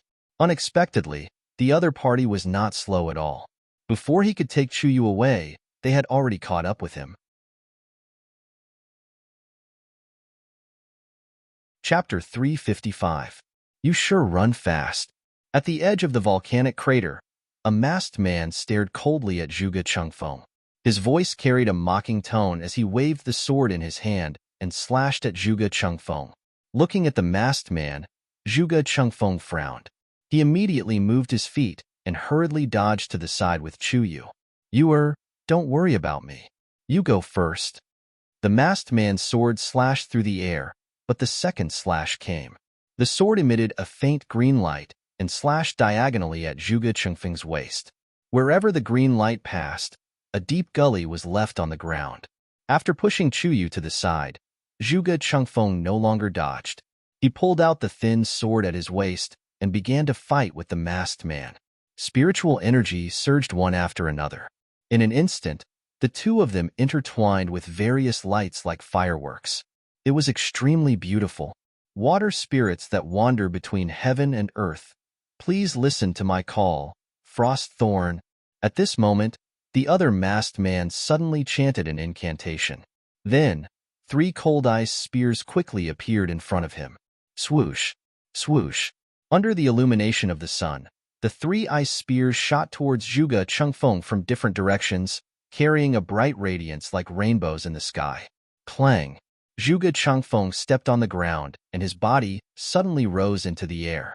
Then, he swung his sword, and the 3 ice spears shattered into countless pieces. Explode! The masked magician let out a loud shout, and the shattered ice shards suddenly exploded with a terrifying energy. Suddenly, Zhuge Changfeng's face turned pale, and he spat out blood. At this moment, the third masked man who had been waiting for a long time threw the spear in his hand. In the air, the spear tore through the void and arrived in an instant. Zhuge Changfeng immediately blocked with his sword. Even if he blocked the spear, he still could not dissipate the force on it. Under the huge force, Zhuge Changfeng's chest caved in. His entire body flew out like a cannonball and landed heavily on the ground, creating a half-meter deep crater. "Master!" Chu Yu shouted and quickly jumped into the crater to help Zhuge Changfeng out. She used the little spiritual energy in her body to heal him. "Didn't I ask you to leave?" Zhuge Changfeng's face was pale. After berating her, he pushed Chu Yu away. "Get out of here." Then, he struggled to straighten his body. He held his sword in front of his chest and coldly stared at the 3 masked men. Baiyue Nation is despicable. Not only did Chu Yu not leave, she even took 2 steps forward to fight side by side with Zhuge Changfeng. "Father will definitely avenge us." Looking at Chu Yu's stubborn expression, Zhuge Changfeng shook his head and sighed. He knew that his disciple was determined to stay. "I didn't expect to earn another kill," the masked man sneered. Their original target for this trip was Zhuge Changfeng. Who would have thought that the princess of the Chu kingdom, who rarely left the palace, would also come along? "I didn't expect you to be so benevolent. You didn't abandon your master." At this moment, Chu Bei leisurely walked in front of Chu Yu, his eyes filled with praise. "You bastard! Do you think they will let you go after killing us? You're about to die, yet you're still teasing me." Chu Yu bit her lip as she glared at Chu Bei. "Kill them all. Leave no one alive." As expected, the 3 masked men glanced at Chu Bei and Chen Nan. Their chilling voice drifted through the air. Immediately after, the 3 of them gathered their power at the same time. Sharp sword auras, bone-chilling ice spears, and long spears carrying wind blades rose against the wind. 3 different types of attacks mixed together. At the same time, they overflowed with light and carried a terrifying aura as they swept towards Zhuge Changfeng, Chu Yu, and Chu Bei. Wally, looking at the attacks coming from the opposite side that shook the void, Chu Bei calmly raised his right hand. A palm print formed by purple light shot out. The purple light palm print met the wind blades, ice spears, and long spears. There was no deafening explosion, nor was there a violent energy storm. Everything was silent. In front of the purple light palm print, the attacks of the 3 masked men were as if they were made of air. Before they even touched it, they disintegrated and dissipated.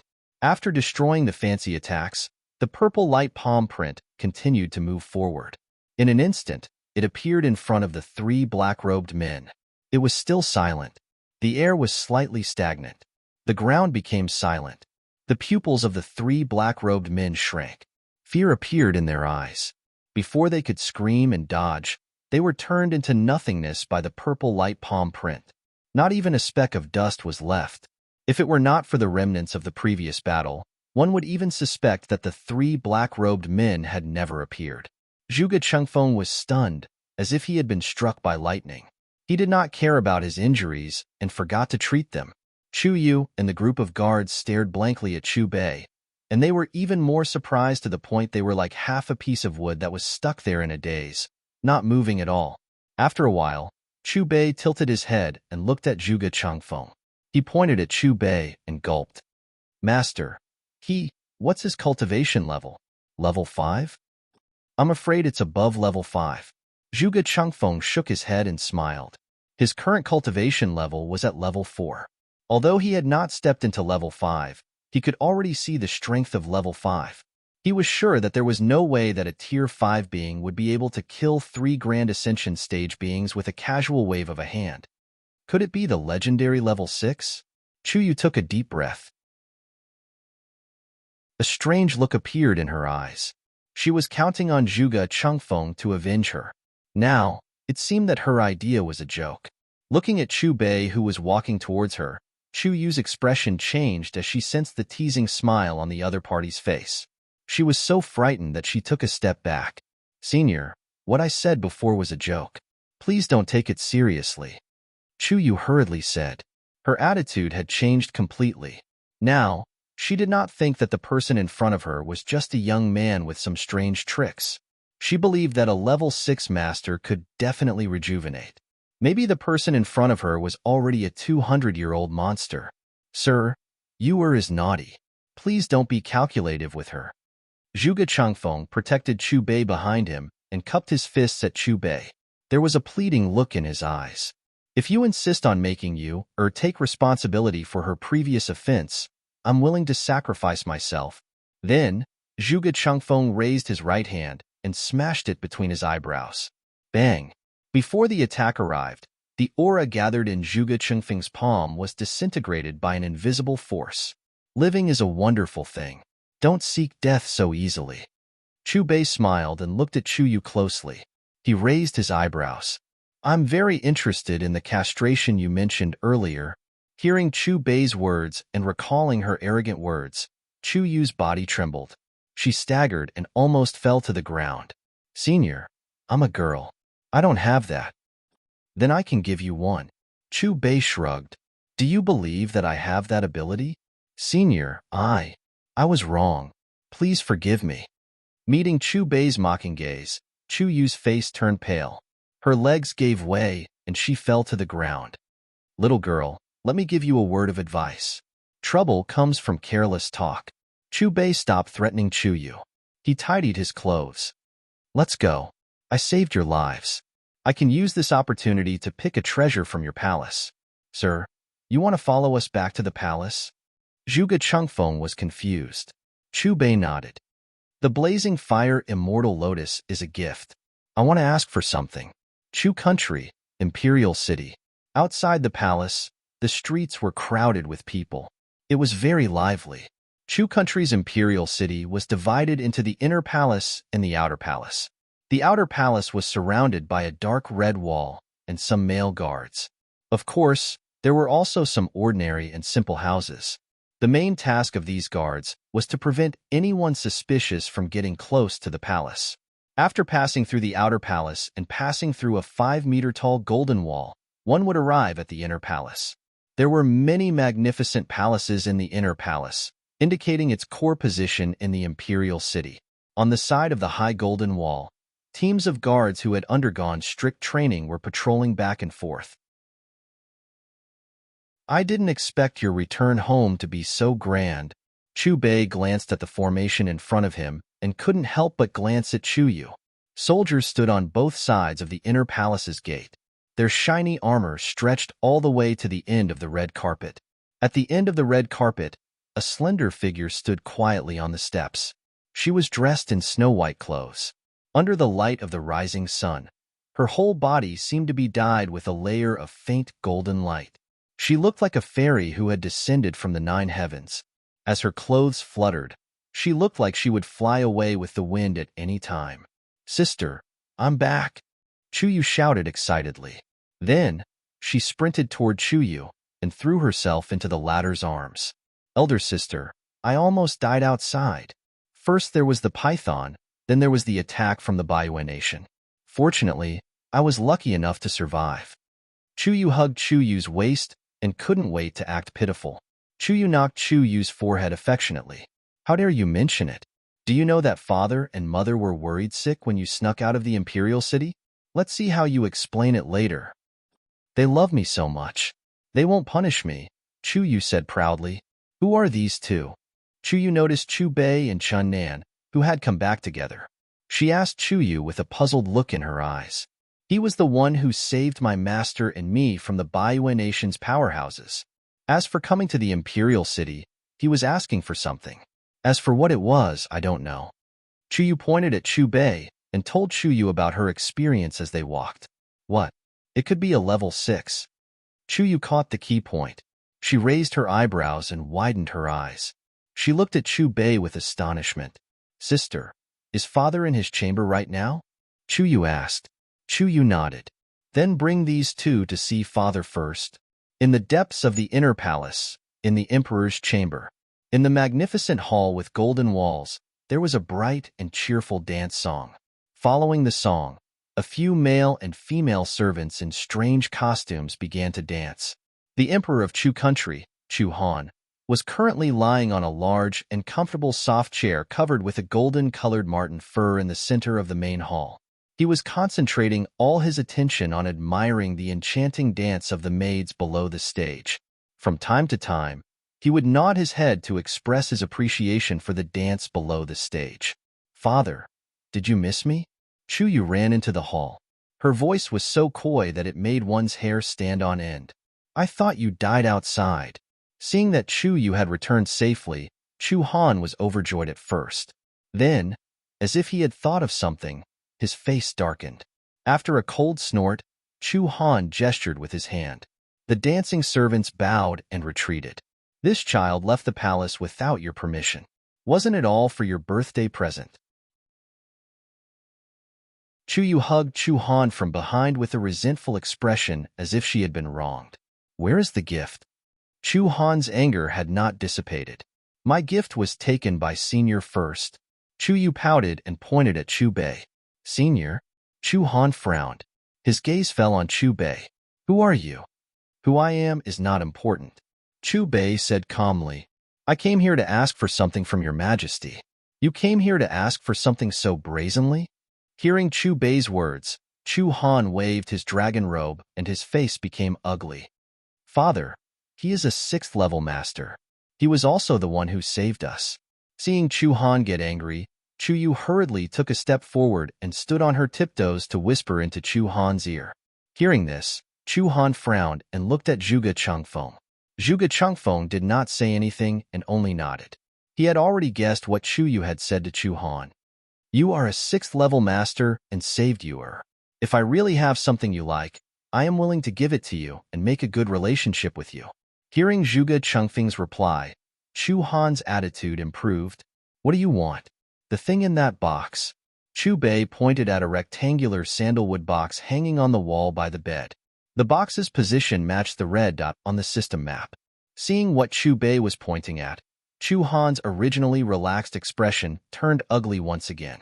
But before Chu Han could say anything, Chuyu, who had been curious for a long time, rushed to the bed and took the sandalwood box.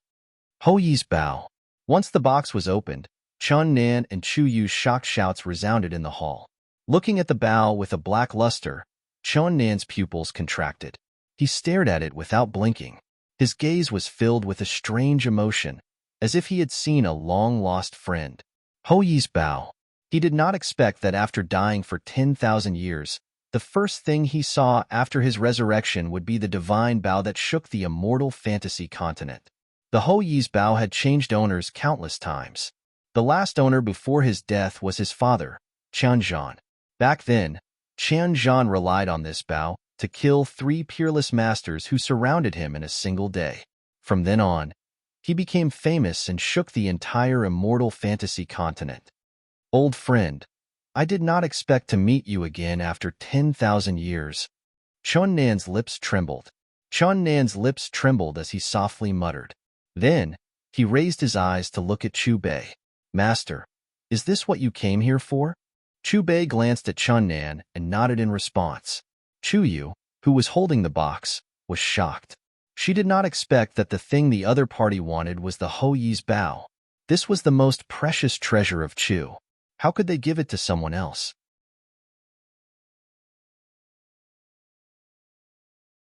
Chapter 356. Are you really here for the Ho Yi bow? Inside the palace, Chu Han suppressed the anger in his heart. If it weren't for the strength of the person in front of him, he would have already given the order to kill this arrogant person. After knowing that Chu Bei was asking for the Hui Bao, Zhuge Chengfeng also had a trace of seriousness between his brows. To be precise, I'm not asking for it, but taking it back. Chu Bei looked straight at Chu Han and pointed at Chun Nan.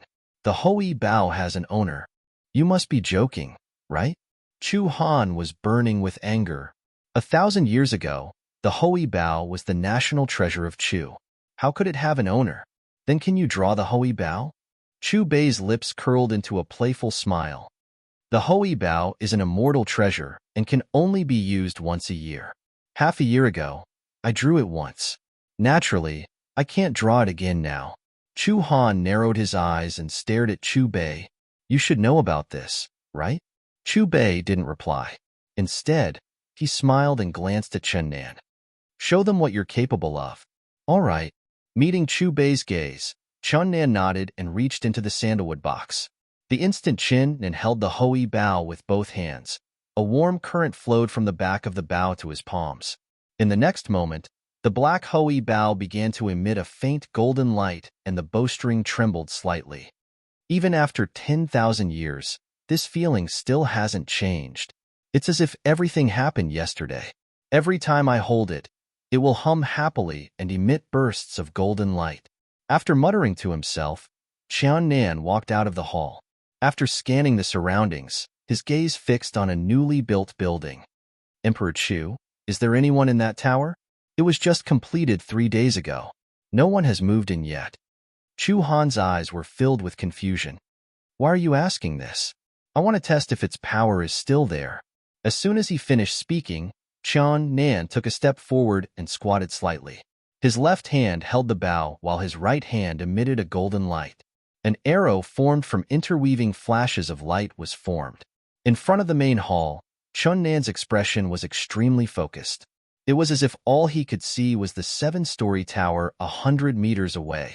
As the bowstring slowly tightened, the pitch-black Hui Bao began to glow with a faint golden light. In an instant, boundless chi of heaven and earth surged towards the bow. Chun Nan's body also emitted a dazzling golden light, which was extremely dazzling. At that moment, Chun Nan and the Hui Bao seemed to have fused together. A powerful ripple of energy radiated out from him. How is that possible?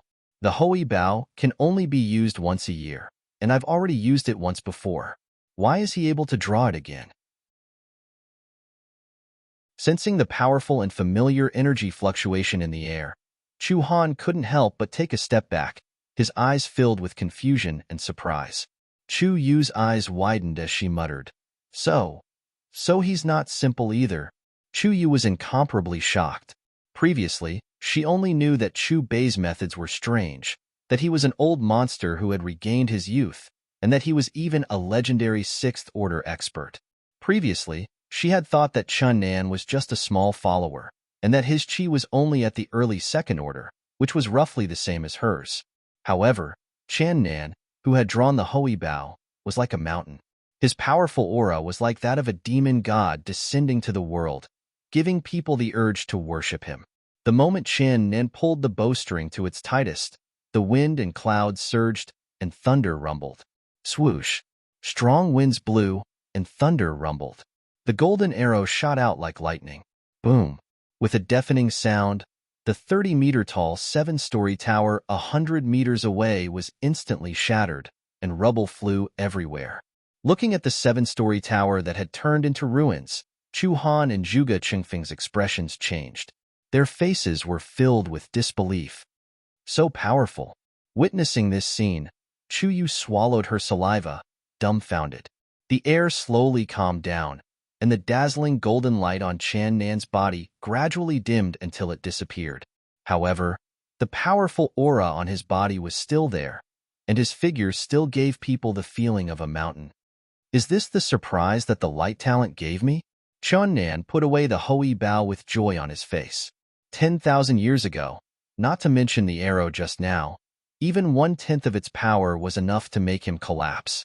However, after consuming the pill of light, he didn't feel any exhaustion. He had the confidence that as long as he wanted, not to mention one arrow, he could shoot 10 or 100 more arrows. Now do you believe that the Hui Bao has an owner? Chu Bei put his hands behind his back and looked at Chu Han playfully. Chu Han was silent, and his face was a little ugly. Tomorrow is your 60th birthday, and I brought you a congratulatory gift. Chu Bei took out the blazing immortal lotus and handed it to Chu Han, then pointed at the Hui Bao in Chun Nan's hand. As for the Hui Bao, I'm taking it back. Chu Han was silent for a moment, then he took a deep breath and pointed at Chun Nan. Since this young friend can draw the Hui Bao a second time, even if he wasn't the previous owner of the Hui Bao, he has now gained his recognition. I'm willing to fulfill your wish and return the Hui Bao to you. After speaking, Chu Han looked at Chu Bei and said, however, I have a presumptuous request. According to our spies, on my birthday tomorrow, the Heavenly Wind Nation's delegation will challenge the younger generation of my Chu Nation. The challenger's cultivation has already reached the 3rd stage of the Great Ascension Realm, and he's also a Dragon Knight. Among the younger generation of my Chu Nation, there are few who can match him. I hope that the two of you can stay for a while, especially the owner of the Hui Bao. He can represent my Chu Nation's younger generation to face the enemy tomorrow. Sure. Chu Bei nodded. It's getting late, so let me have a good tour of the Chu Nation's imperial palace. You accompany the two guests. Chu Han instructed Chu Yu. Father, you're really giving the Hui Bao to them. After Chu Bei and the others left, Chu Yu looked at Chu Han with displeasure. That's my Chu Nation's heirloom. In the situation just now, would they return the Hui Bao if I didn't give it to them? Chu Han's face was gloomy.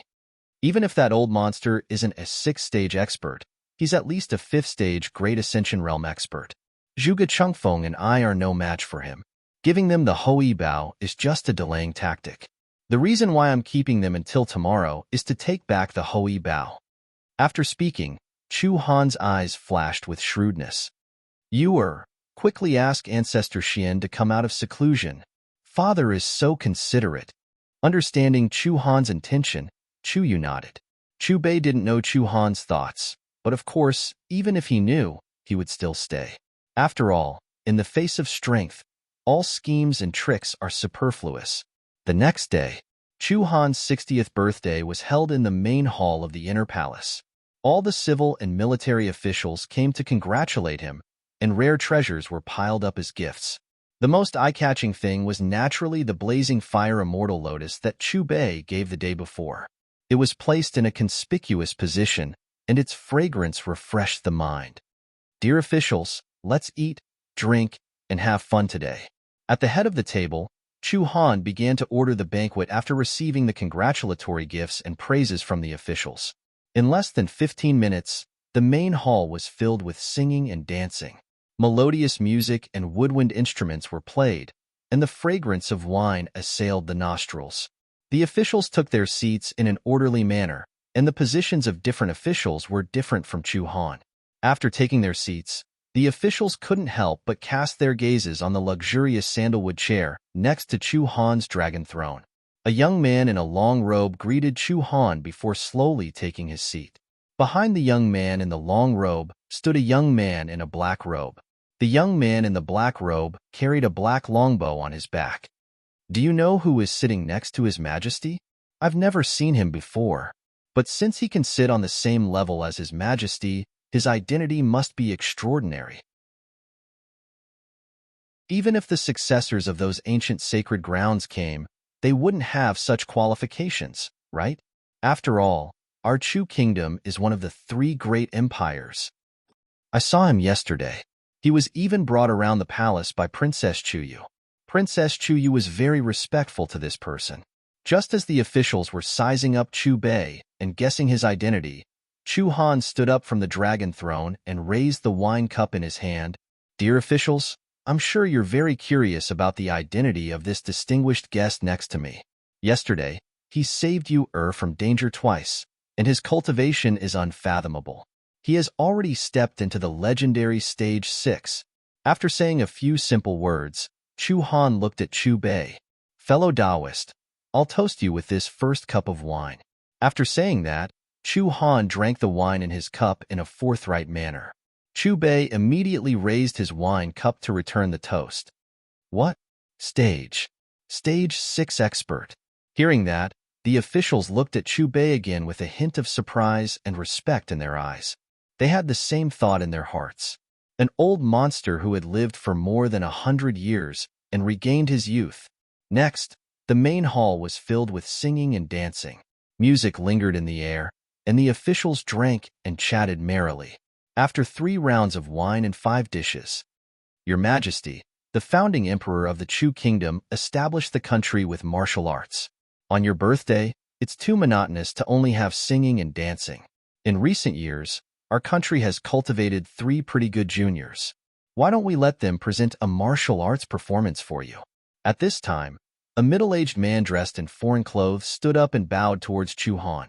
The originally peaceful atmosphere in the hall was also broken by his words.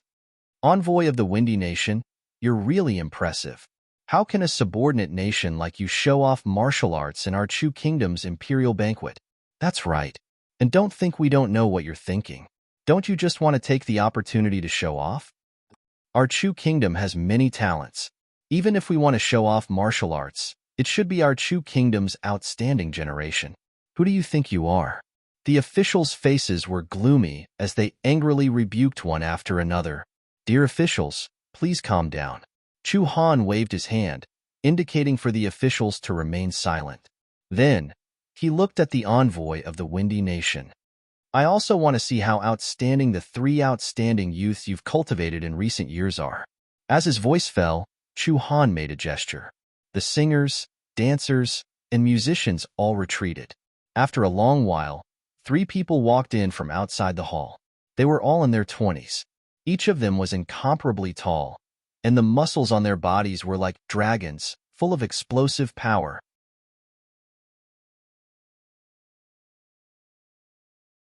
Chapter 357.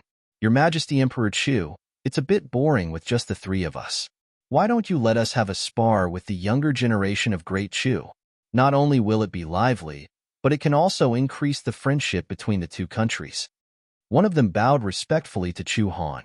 You guys are openly challenging and want to compete with the heroes of Great Chu. Chu Han clapped his hands and laughed. But since you guys issued an invitation, how can I, the dignified Great Chu, not accept the challenge? Approved. Your Majesty Emperor Chu, the 3 of us are Dragon Knights. Because we have been cultivating together since young, only the 3 of us can unleash our strongest combat power when fighting together. Before coming, the 3 of us challenged a Tier 4 initial ascension stage in the country and won. One of them stepped forward and looked at Chu Han. In order to let your Majesty watch to your heart's content, you can choose the 9 most outstanding youths of Great Chu to fight with us. If you are worried that 9 people are not enough, the number can be added. What? They can actually beat a Tier 4 expert. 3 against 9? Isn't this looking down on the younger generation of our Great Chu too much? Young people present, who is willing to fight with him? The ministers were filled with righteous indignation. The younger generation of Extraordinary Warrior Mansion gathered together and discussed in low voices. There was some seriousness between their brows. The younger generation here naturally referred to those under the age of 25. The highest cultivation among them was only middle stage Tier 3, but the other 3 defeated a Tier 4 expert not long ago. Even if the 9 of them were middle stage Tier 3, the result of the battle would not be too good. After some discussion, 9 people finally took a deep breath and knelt in front of Chu Han. Emperor Chu, the 9 of us are willing to fight. Ridiculous. A challenge from a mere subordinate country. How can my dignified Great Chu bully with numbers? Chu Han shouted and then looked at the 3 people of Heavenly Wind Nation and raised a finger. 1 person? My Great Chu will only send 1 person to fight the 3 of you. Hearing Chu Han's words, the 9 youths of Extraordinary Warrior Mansion's faces changed drastically. They were not confident if they fought together. Now that only 1 person went up, this was the outcome of a sure loss. Your Majesty Emperor Chu, this old minister has something to say. An old man of Extraordinary Warrior Mansion seemed to see the difficulties of the 9 youths. But before he could speak, he was interrupted by Chu Han. There's no need for the 9 of you to go up. I already have a candidate in mind. Chu Han glanced at the 3 Dragon Knights from the Windy Nation and said with a smile, like I said, One person is enough?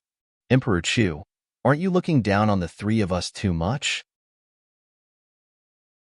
In a battle, blades and swords have no eyes, and it is hard to control the power of the attacks.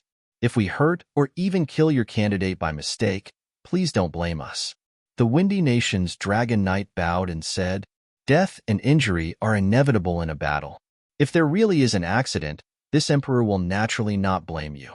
However, if you are injured or killed by the heroes of our great Chu, I hope you can understand." Chu Han laughed out loud. These three were the representatives of the young generation of the Windy Nation. From the very beginning, Chu Han had never thought about letting them grow. He had to kill them while they were still in their cradles. "May I know where His Majesty Emperor Chu's candidate is now?" A dragon knight asked curiously.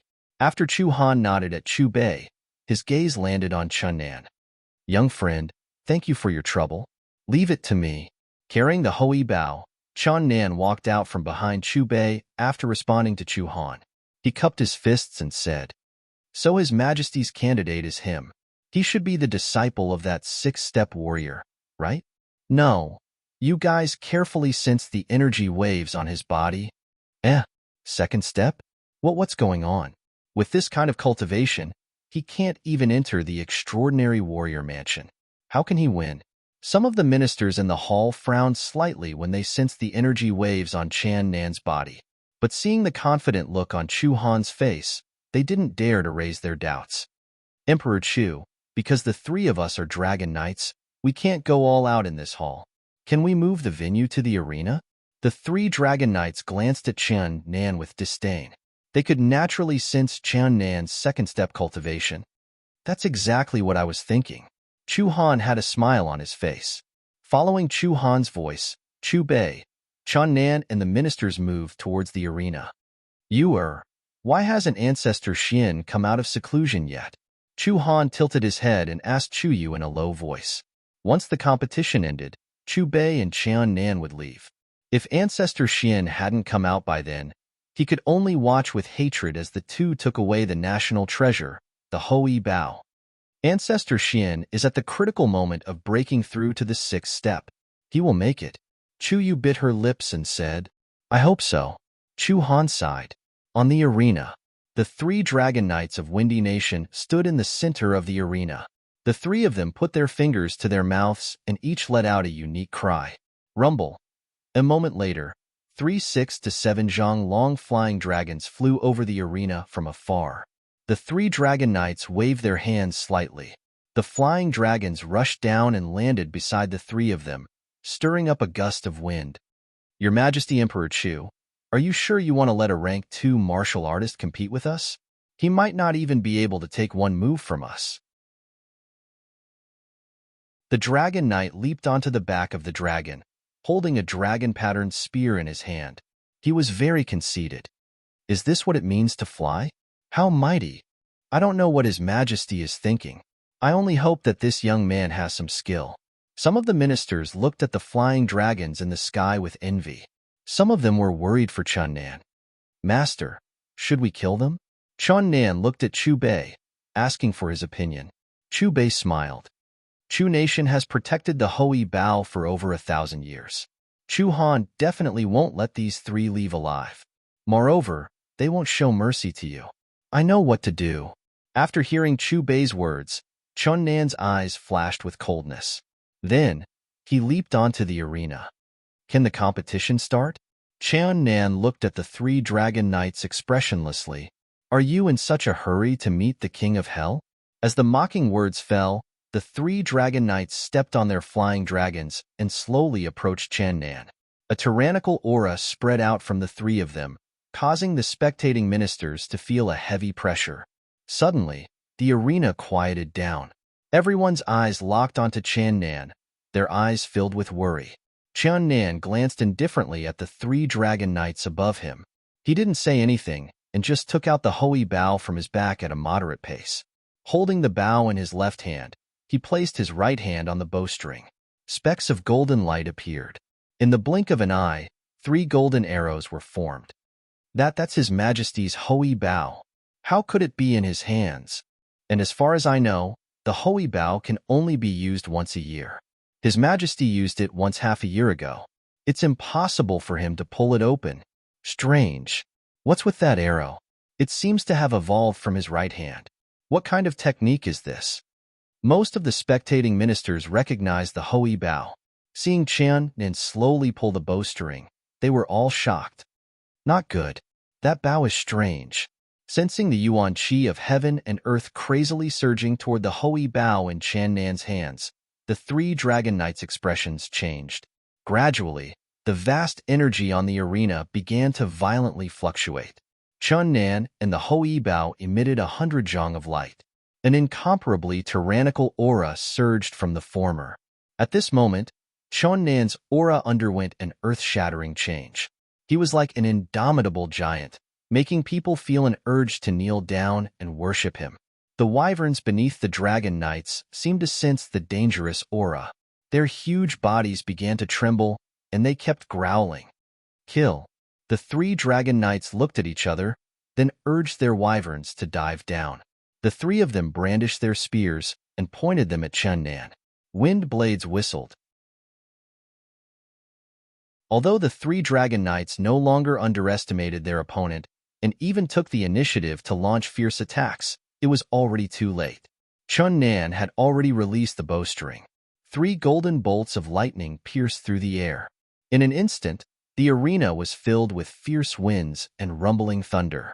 This strange phenomenon shocked the spectating officials, causing them to retreat, afraid of being affected. In the blink of an eye, the 3 golden bolts of lightning met the 3 wyverns. Rumble. Amidst the deafening explosion, fireworks bloomed in the sky above the arena. Then, amidst miserable and painful roars, a rain of blood fell from the sky. The 3 wyverns and the 3 dragon knights fell like kites with their strings cut. They landed on the arena, causing the ground to shake. He won. It ended just like that? The spectating officials could hardly believe their eyes. If it weren't for the 6 dead bodies on the arena, they would have thought that they were dreaming. After a long while, the officials still hadn't recovered from their shock. This battle had caught them off guard. To be precise, they had just prepared to watch the battle between the dragon knights when it ended. Moreover, the winner was a second-stage cultivator that they didn't think highly of. Very good. Chu Han stood up and clapped. There wasn't much shock on his face. He had already seen the power of Chun Nan's arrow, although he didn't know where the golden arrow came from. Impossible, impossible. Looking at the corpses on the arena, the Heavenly Wind Empire's envoy collapsed to the ground as if all the strength in his body had been sucked out. As expected of the Great Chu's Hoei Bao, it actually allowed a second-stage cultivator to kill 3 third-stage Grand Ascension Stage Dragon Knights. Just as everyone was still immersed in the 3 golden arrows, a vigorous voice came from the east, vigorous and forceful. Hearing the voice from the distance, Chu Han's brows suddenly relaxed, and the stone in his heart seemed to have been put down. As expected, he didn't really give us the Hoei Bao. Sensing the aura in the distance, Chu Bei's lips curled into a faint smile. Everything was as he expected. The great Chu Emperor gave them the Hoei Bao to buy time. Imperial Father, Ancestor Xian has caught up. Chu Yu and Chu Yu smiled at each other. The Hoei Bao was the great Chu Emperor's treasure. In addition, they had seen the power of the Hoei Bao with their own eyes. It was even more impossible for them to let these 2 people who appeared out of nowhere take it away. All the officials looked in the direction of the voice and saw a rainbow streak across the east. Then, a hunched figure appeared in the sky above the arena from 100 meters away.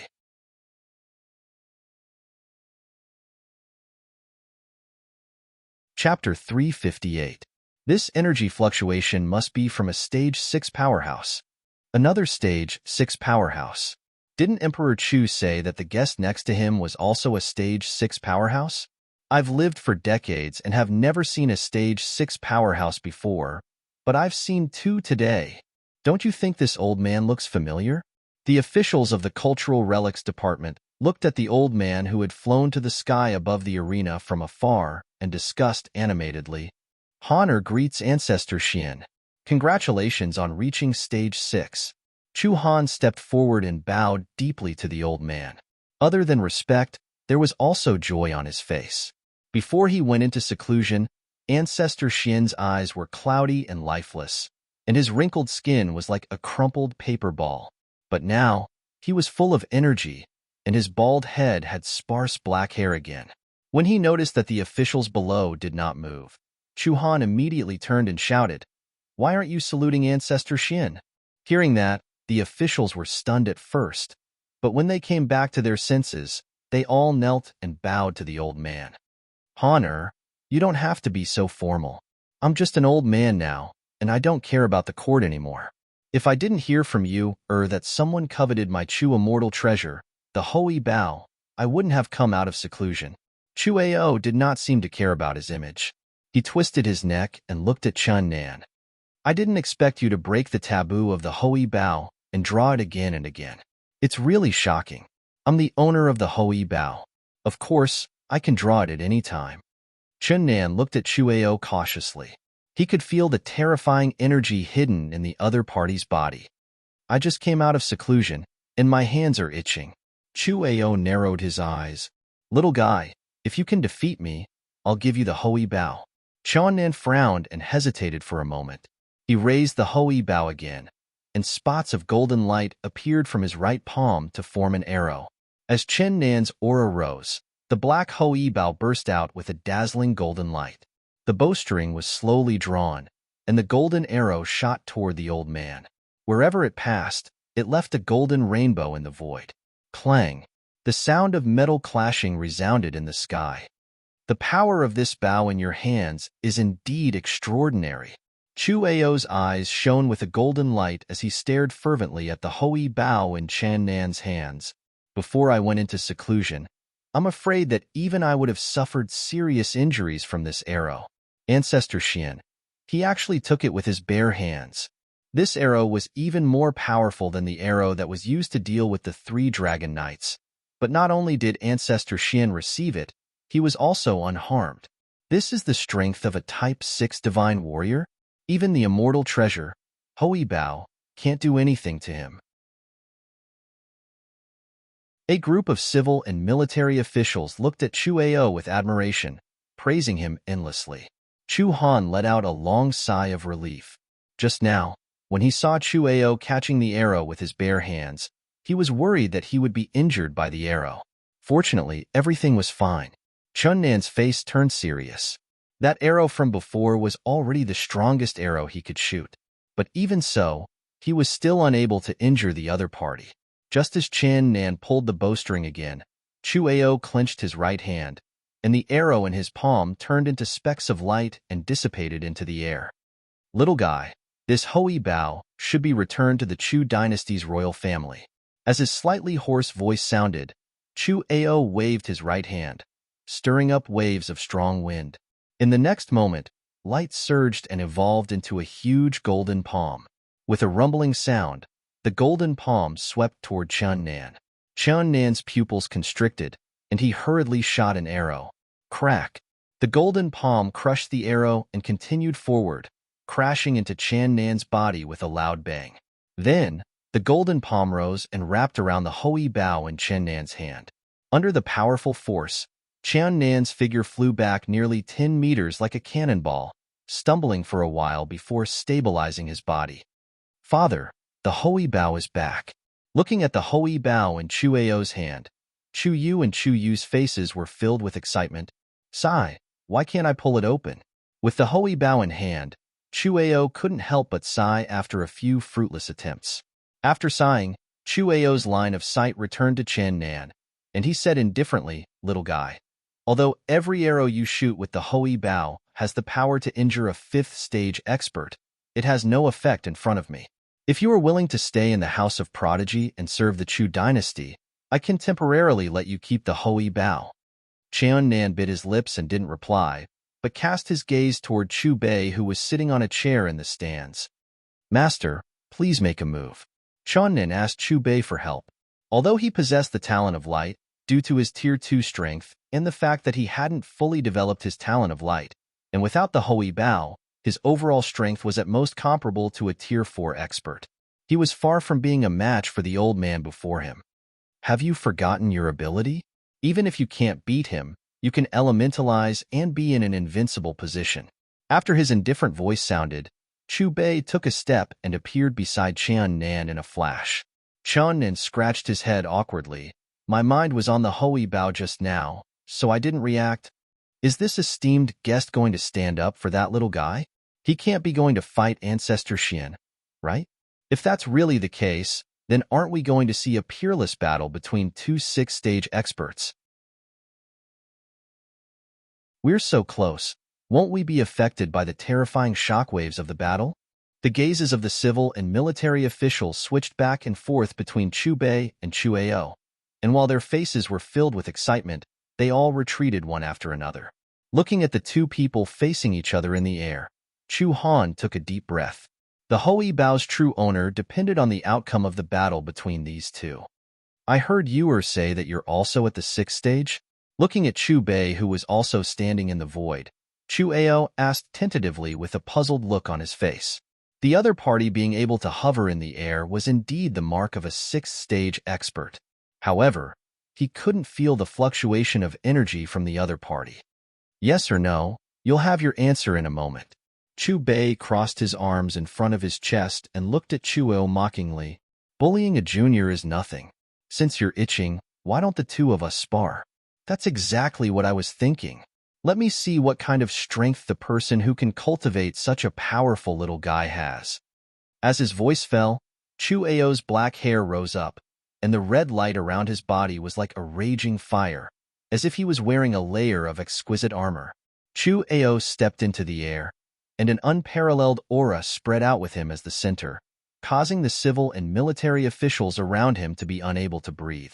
After a while, Chu Ao's aura climbed to the peak. Then, with a wave of his sleeve, a broad blade appeared in his hand. With a wave of the blade, a blazing blade light swept downwards. The bright brilliance surged with a huge energy fluctuation, bringing with it a fierce wind that hit the battle arena. Whoosh! In the strange whistling of the blade light, the huge battle arena was split in half, and a deep gully was shocking. The blade of a Stage 6 powerhouse is so terrifying. The civil and military officials in the arena sucked in a breath of cold air. Chu Ao's casual warm-up attack actually caused such a terrifying force. Looking at Chu Bei, who was calm and relaxed, Chu Ao frowned and reminded him, "This is my first same-level battle after entering Stage 6. I will treat it seriously, and I hope you won't be careless." Chu Bei indifferently glanced at Chu Ao, whose face was full of fighting spirit, and did not respond. He only raised his hand and waved at the latter. His indifferent attitude made it seem as if he did not take this battle between two peerless experts to heart. Arrogant. Chu Ao snorted and changed from holding the blade with one hand to holding it with both hands. Suddenly, the vitality released by his body intertwined with the blade light, and there was a burst of cracking sound. Under everyone's gaze, Chu Ao began to become illusory, and the blade light became bigger and bigger. In a few breaths, the blade light, which was originally 100 feet long, became 100 feet long. And Chu Ao also disappeared, as if he had completely integrated into the broad blade. At this moment, Chu Ao was the blade, and the blade was Chu Ao. The realm of one with the blade. Ancestor Xian's momentum is already so terrifying. Why is that person still so calm? Why hasn't this distinguished guest condensed his momentum? Does he think that he is a veteran Stage 6 powerhouse and can easily defeat Ancestor Xian, who just broke through Stage 6? From the beginning to the end, I didn't notice the vitality fluctuation on his body. Maybe he is already ready to admit defeat. Looking at Ancestor Xian's posture, the outcome of this battle is very likely to be decided in one move. The civil and military officials held their breaths, and their eyes locked on the blade light that was gradually stabilizing. Chu Han and Chu Yu also tensed up, and from time to time, they looked at Chu Bei with puzzlement in their eyes. At this time, the other party still had not made the slightest move. The only one who was calm was Chu Nan. Although he did not know much about the master who gave him the inheritance, he was very sure that the other party was more than enough to deal with a so-called Stage 6 powerhouse. Rumble. With a buzzing sound, the blade light shot toward Chu Bei. The dazzling blade light was like a shocking rainbow that streaked across the sky like lightning, and a vast energy fluctuation surged. Although the blade light moved at a speed visible to the naked eye, it seemed to freeze the void where the blade pointed. If the opponent wanted to escape, it would arrive in the blink of an eye. Coincidentally, Chu Bei had no intention of dodging. He still did not make any big movements, and he only raised his right hand slowly. When the blade light arrived, his right hand clenched into a fist and met it. Under everyone's gaze, the scene in the air was even somewhat laughable. Chu Bei was like an ant in front of the 300-meter-long saber light, let alone his fist. Chu Bei's seemingly light punch was like a grain of sand trying to shake a mountain. However, it was this seemingly laughable punch that had forcefully stopped the 300-meter-long saber light with its imposing aura. Rumble. In the air, a black light suddenly appeared on the surface of Chu Bei's fist and spread along the blade light. Then, there was an earth-shattering explosion. The huge energy fluctuation was like a raging sea, vast and mighty, in the entire inner palace. The terrifying energy fluctuation tore through the void, and some officials with low cultivation immediately lost their balance and fell to the ground. At this moment, the blade light seemed to have met a force that was 100 times, 1,000 times, or even 10,000 times stronger than it was, and it shattered with a loud bang. Crack! The blade light dissipated, and a black shadow fell diagonally to the ground like a kite with a broken string, creating a deep crater with a buzzing sound. A wide blade that had been broken in half was stuck at the edge of the crater. How is this possible? Ancestor Xian has lost. Is he really at rank 6? Is there such a big gap between rank 6 and rank 6? Do you think there is a higher realm above rank 6? The civil and military officials were in a daze, and they stared at Chu Bei in the air with their mouths agape. From time to time, they would glance at the deep crater on the ground. The shocking scene just now had made them a little dazed. The most powerful blow that Ancestor Chu Ao condensed, which could destroy heaven and earth, had collapsed under the opponent's light punch. The blade was broken, and the person himself was even more unsure of whether he was dead or alive. Ancestor Xian, Chu Han, Chu Yu, and the others' faces changed greatly, and they quickly ran to the deep crater. At this time, they could no longer care about the Hui Bao. What they were most afraid of was that the only rank 6 master of Chu had died under the punch just now. Fortunately, the result that they were most worried about did not happen. In the deep crater, a figure flew out shakily. At this moment, Chu Ao's face was pale, his hands were naturally hanging down, and his breath was weak to the extreme. His black hair was messy, and his whole body was covered with dust, like an old man past his prime. Chu Ao coughed again and again, glancing at the broken blade, and a trace of sadness flashed in his eyes. Finally, his eyes fixed on Chu Bei, and he said, "You are not at rank 6 at all." Although he had just stepped into the realm of rank 6, the previous blade was his strongest blow, and even at the moment of the blow, he had an epiphany, and the power had doubled. In other words, even a rank 6 master of the Great Ascension stage would have to deal with it with all his strength. On the other hand, the other party not only easily disintegrated his attack with a punch, but also seriously injured him. He understood that the other party deliberately controlled the strength of the punch, and only seriously injured him to a state where he could not fight back, and did not kill him. Otherwise, the one lying in the deep crater would be a cold corpse. When did I say that I was rank 6? Chu Bei looked at Chu Ao playfully with his hands behind his back, and with a wave of his right hand, he took back the Hui Bao from Chu Ao. Chun Nan on the side, although he had already guessed the result, his face could not help but show a look of shock. From the beginning, he was sure that Chu Bei could defeat Chu Ao, but he did not expect that he could win so easily. Hearing Chu Bei's words, Chu Ao's face was ugly to the extreme, and he turned to look at Chu Yu. Chu Yu shrank his neck and pointed at Chu Han. Chu Han's mouth showed a helpless smile, and then he glared fiercely at Zhuge Chengfeng in the crowd. Zhuge Chengfeng coughed and avoided Chu Han's murderous gaze. Thinking back, along the way, This person had easily scared away the rank 4 volcanic giant python, and then killed 3 rank 4 masters of the Bayou Nation with a raise of his hand, but he had never clearly stated his strength. Rank 6, this was their guess from the beginning to the end.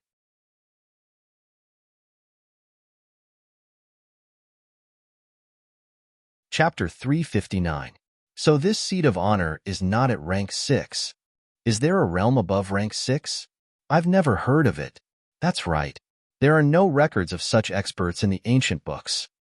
The deities that we worship should be at least at the 6th step of cultivation. Are there really gods in this world? I thought they were all made up. If there are, where are they? Why haven't they appeared before? The civil and military officials looked at each other. Is your body still itchy? Do you want another punch? Chu Bei paced around and smiled at Chu Ao. I like to spar, but I don't like to be abused. Hearing Chu Bei's words, Chu Ao shook his head. If he had known from the beginning that the person in front of him had broken through rank 6, there would not have been a fight. Then can we take this Hui Bao away? Chu Bei pointed at the bao in Chun Nan's hand. Chu Ao took a deep breath and said helplessly, 1,000 times higher cultivation. I don't have the strength to snatch it away. Rather than that, it's better to give it away and form good karma. But before Senior leaves, I hope you can tell me what's the realm above rank 6? Rank 6 is also known as the real martial realm, and above that is the immortal martial realm. Chu Bei fiddled with his fingers and said casually, when you go one step further and cultivate to the immortal martial realm, you will be taken to a place called the Heaven Realm. There are countless immortal martial realm experts. Above the immortal martial realm is the Divine King Realm and the Divine Emperor Realm. Heaven Realm? There is such a place. No wonder there are no experts above rank 6 on this continent.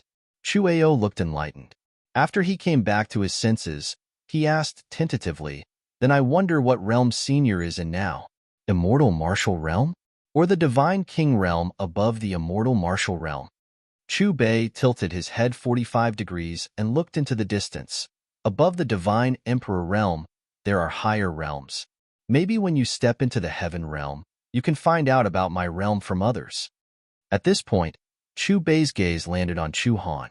He crossed his arms in front of his chest and said with a mocking expression, Your Majesty, we are very grateful for your hospitality, but in the end, you still made a fool out of me. This, I hope you can understand.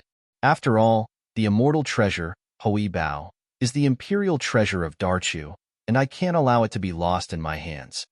After saying that, Chu Han seemed to have been freed. Now it's all good.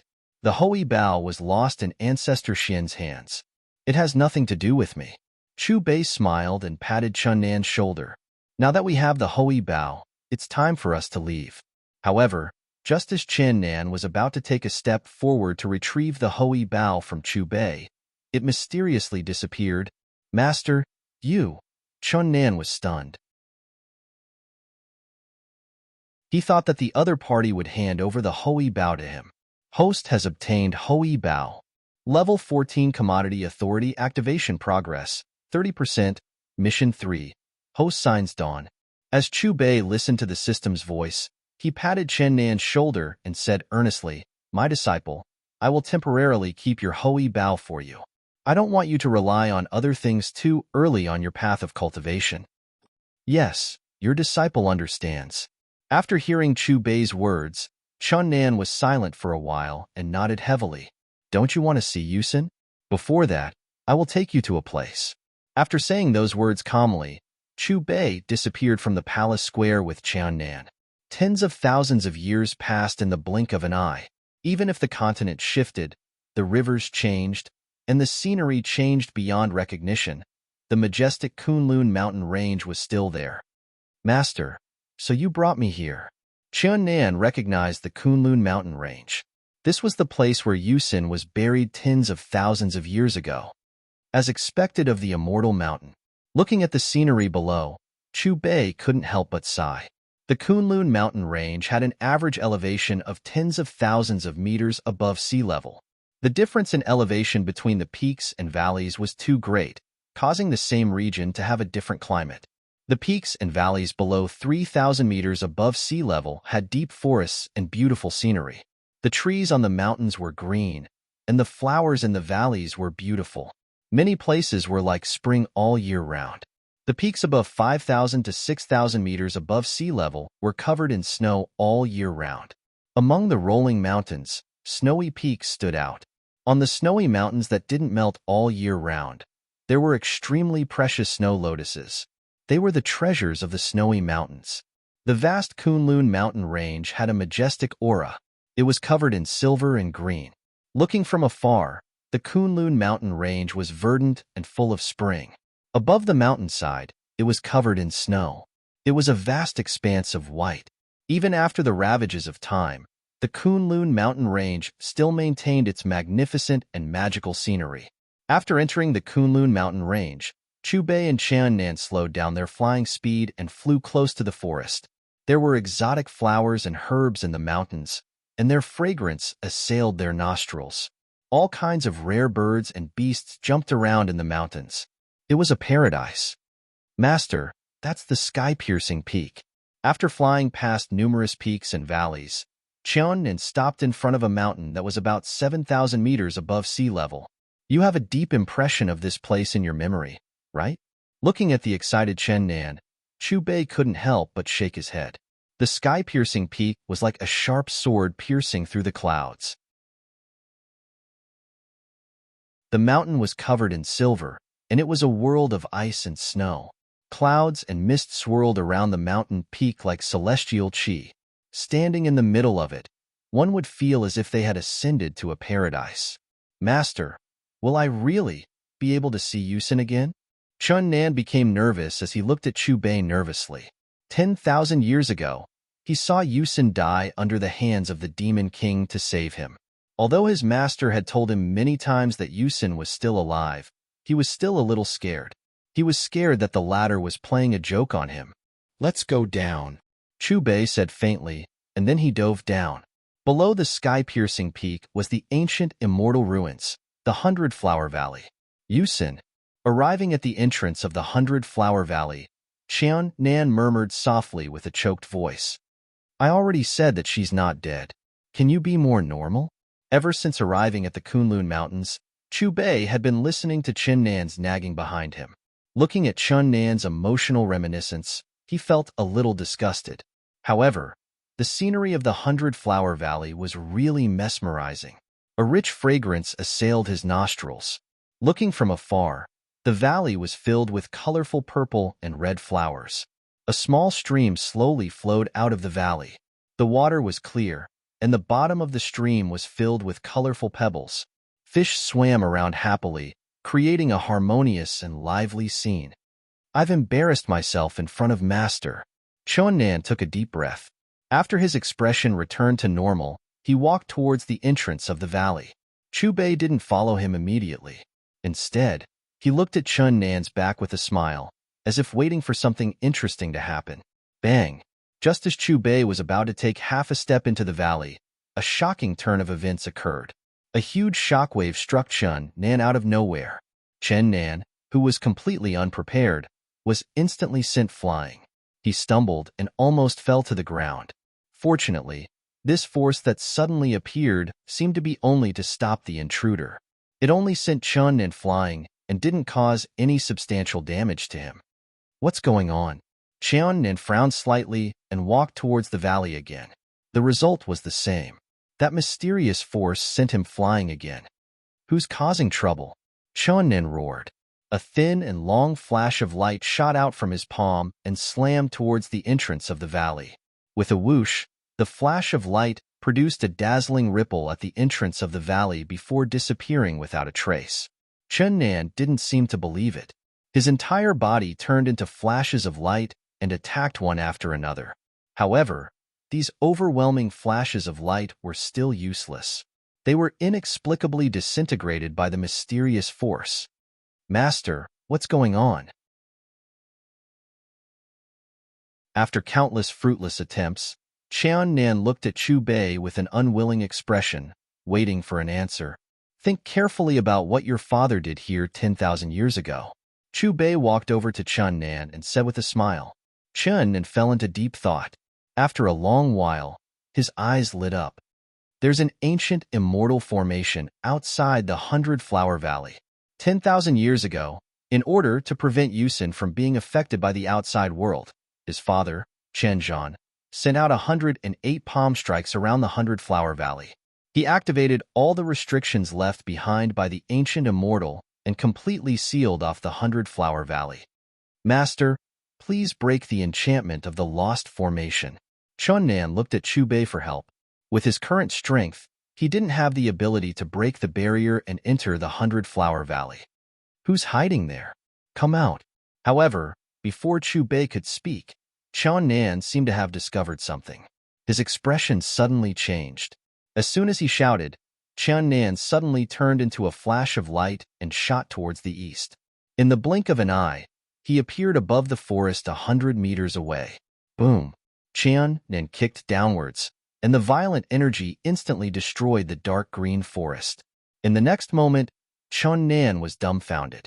In the ruins that had been reduced to ashes, there were actually a few animals that were completely unharmed. There was a snow-white rabbit, a fat wild boar, a strong cicada deer, and a crow that was flapping its wings. At this moment, Chu Bei also appeared beside Chunnan. When he saw the little animals below, his lips curled into a smile. As expected, he still encountered these little monsters. Master, Chunnan pointed at the 4 little animals below. For a moment, he didn't know what to say. The forest had turned into ashes, but these 4 animals were unharmed. This was completely beyond his understanding.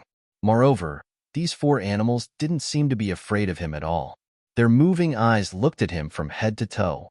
This strange feeling was as if the 2 of them had become animals, and the 4 little animals below who were commenting on them had become humans. Sometimes, what you see may not be true. Chu Bei patted Chunnan's shoulder again. Although they look no different from ordinary wild beasts, each of them is actually a demon that has cultivated for thousands of years. It's just that they can't completely transform into human form. In addition to the teachings of their ancestors, they can only show this state in front of humans. So they're demons that have cultivated for thousands of years. No wonder they were unharmed under my attack. Chunnan looked as if he had understood everything. His previous senses weren't wrong. There were indeed eyes secretly observing them just now. However, it wasn't humans who were observing them, but these 4 demons.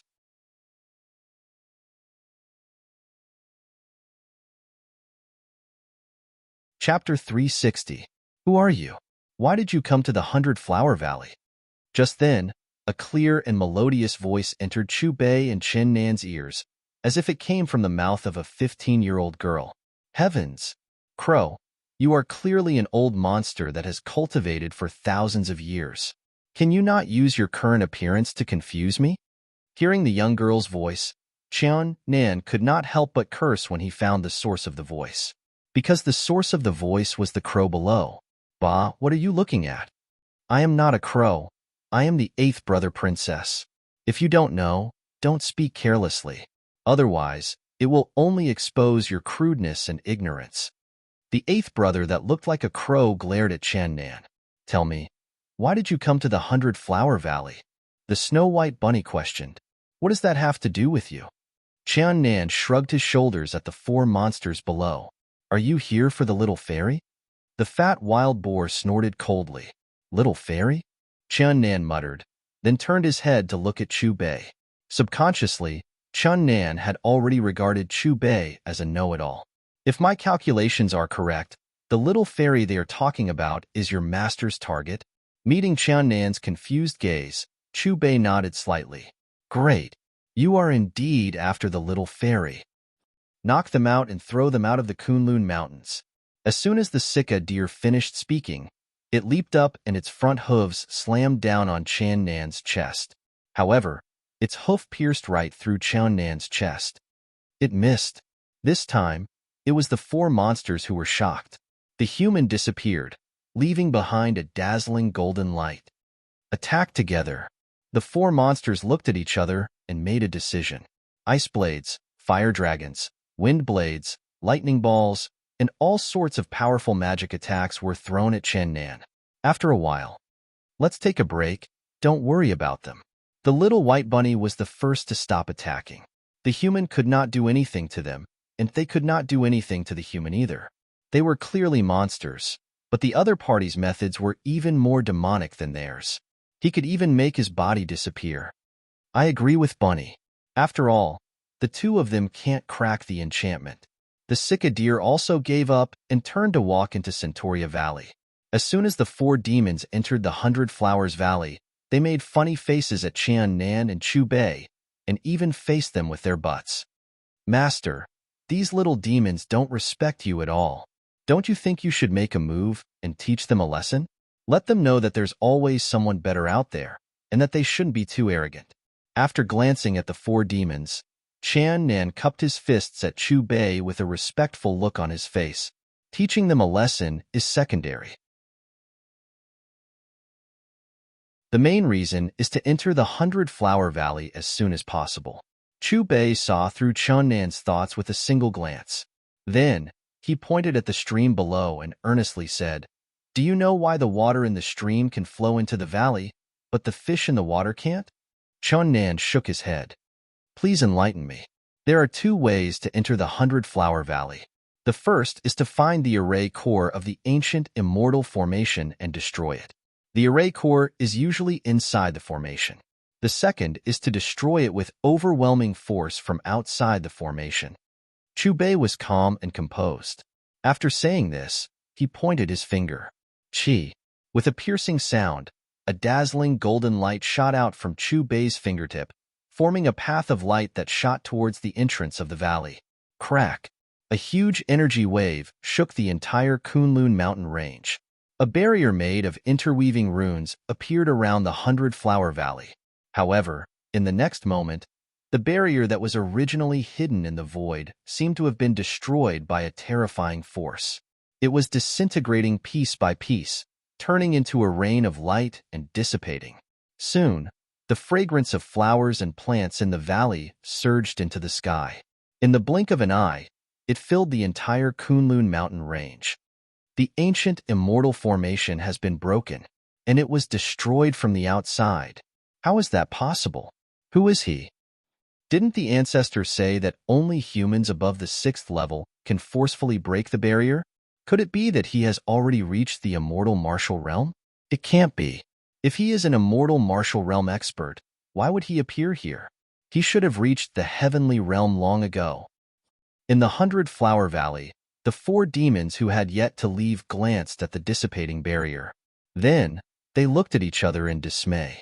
Their eyes were filled with astonishment, as if they couldn't believe what had just happened. The barrier has been broken. Master, you're mighty. Chun Nan's face was filled with excitement as he shouted emotionally. After realizing that he had lost his composure, Chun Nan hurriedly coughed dryly. Master, the question you asked me earlier? Why can the stream flow into the valley, but the fish in the water can't enter the valley? Chu Bei shrugged. I don't know the answer to this question. Hearing this, the corners of Chun Nan's mouth twitched. Then why are you asking me? I just want to take this opportunity to tell you that in the face of strength, even if there are some questions you don't know, they can be easily resolved. At this point, Chu Bei tidied his clothes and pointed at the stream below again. Look, now the fish can enter the valley. Chun Nan was speechless. The cool breeze blew gently, and the surroundings were filled with the fragrance of flowers and plants. After Chu Bei broke the barrier, not only the 100 Flower Valley, but the entire Kunlun mountain range was filled with divine energy. It was overflowing with colorful lights and was filled with a holy aura. Chu Beichen Nan and Chu Beichen Nan walked on a small path in the valley. On both sides of the path, there were strange trees that they couldn't name. Their branches were green and their leaves were green, sparkling and translucent. Their colorful fruits gave off a rich fragrance. The four demons put away their playful expressions and followed behind Chu Bei with serious expressions. They seemed to be a little afraid of Chu Bei, as they maintained a distance of nearly 100 meters from him. Boom! Suddenly, there was an explosion in the center of the 100 Flower Valley. At the location of the explosion, a ball of dazzling light shone like 10 suns in the sky. In their line of sight, the thousands of sceneries in the valley lost their color. The mysterious light seemed to become the only thing in the valley. In the next moment, a fragrance like orchids and musk wafted from the explosion area. This fragrance was different from the fragrance of flowers and fruits in the air. It gave people an indescribable feeling. It was simple, hazy, harmonious, and peaceful. It made people relax involuntarily, and their hearts feel empty. Master, there seems to be something up ahead. And this fragrance, it's so special. Chunnan glanced at the explosion area in the distance and took a deep breath. There was an intoxicated expression on his face. This fragrance seemed to be able to make people forget all their worries, and their hearts feel peaceful. That's the destination of our trip. Chu Bei raised his hand and pointed at the location of the explosion. Is Yusin there? Hearing Chu Bei's words, Chunnan's voice trembled. Because that strange person broke the ancient immortal barrier, the energy from the outside world surged in. The fairy was born early. We can finally see the little fairy. I want to give her all my treasures. Little Rabbit and Wild Boar were excited. The fairy's birth caused such a big commotion. The Bone King and the others must know. If we're late, they'll definitely kidnap the fairy. We can't let the fairy fall into their hands. After Eighth Brother's reminder, the other three demons' expressions changed instantly. Then, the Sika deer shook its body and stood up, transforming into a monster with a deer head and a human body. Almost at the same time, Eighth Brother, Little Rabbit, and Wild Boar also transformed into monsters with a beast head and a human body. With a whoosh, they flew toward the explosion area. Master, let's hurry up and follow. Looking at the four demons in the distance, Chunnan had a bad feeling. As soon as he finished speaking, he disappeared in a flash of light. In an instant, Chu Bei and Chunnan appeared in the central area of the 100-Flower Valley. In the center of the explosion, the originally dazzling light had faded. The light had turned from intense to gentle. In the center of a towering tree, a crystal-clear flower bud swayed gently.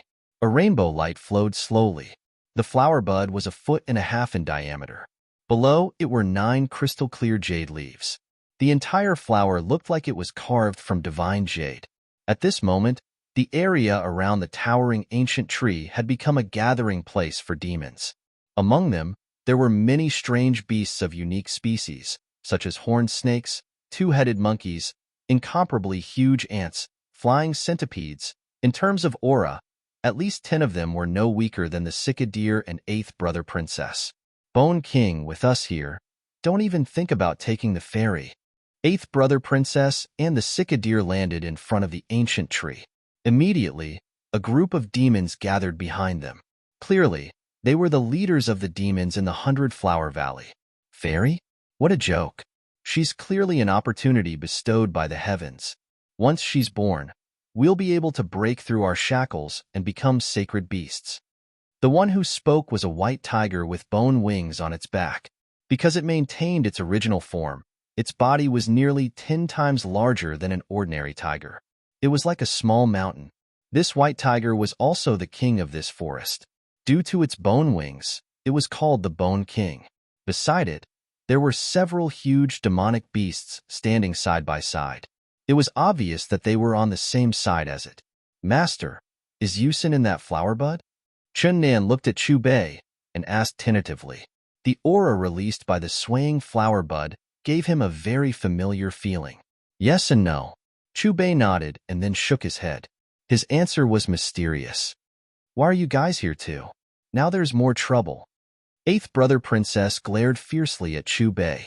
If you guys really entered the 100-Flower Valley for the little fairy, even if we can't beat you, we'll risk our lives to protect the little fairy. Chu Bei ignored Eighth Brother Princess's threat. To him, these demons were just a matter of a slap. You keep talking about the little fairy? How much do you know about this flower bud? Chunnan's eyes were fixed on Eighth Brother Princess. The ancestor said that this immortal puppet has been nurtured for 3,000 years. It only developed consciousness in recent years. The ancestor also said that the immortal puppet is nurturing a lost fairy. In the future, it will be the king of the demons in Kunlun Mountain. Rabbit, why are you telling this to a human? Just as the little white rabbit said a few words, Princess Mina snorted. Lost fairy? Chun Nan whispered. He couldn't be as calm as Chu Bei. His eyes were fixed on the immortal puppet flower bud, waiting for it to bloom.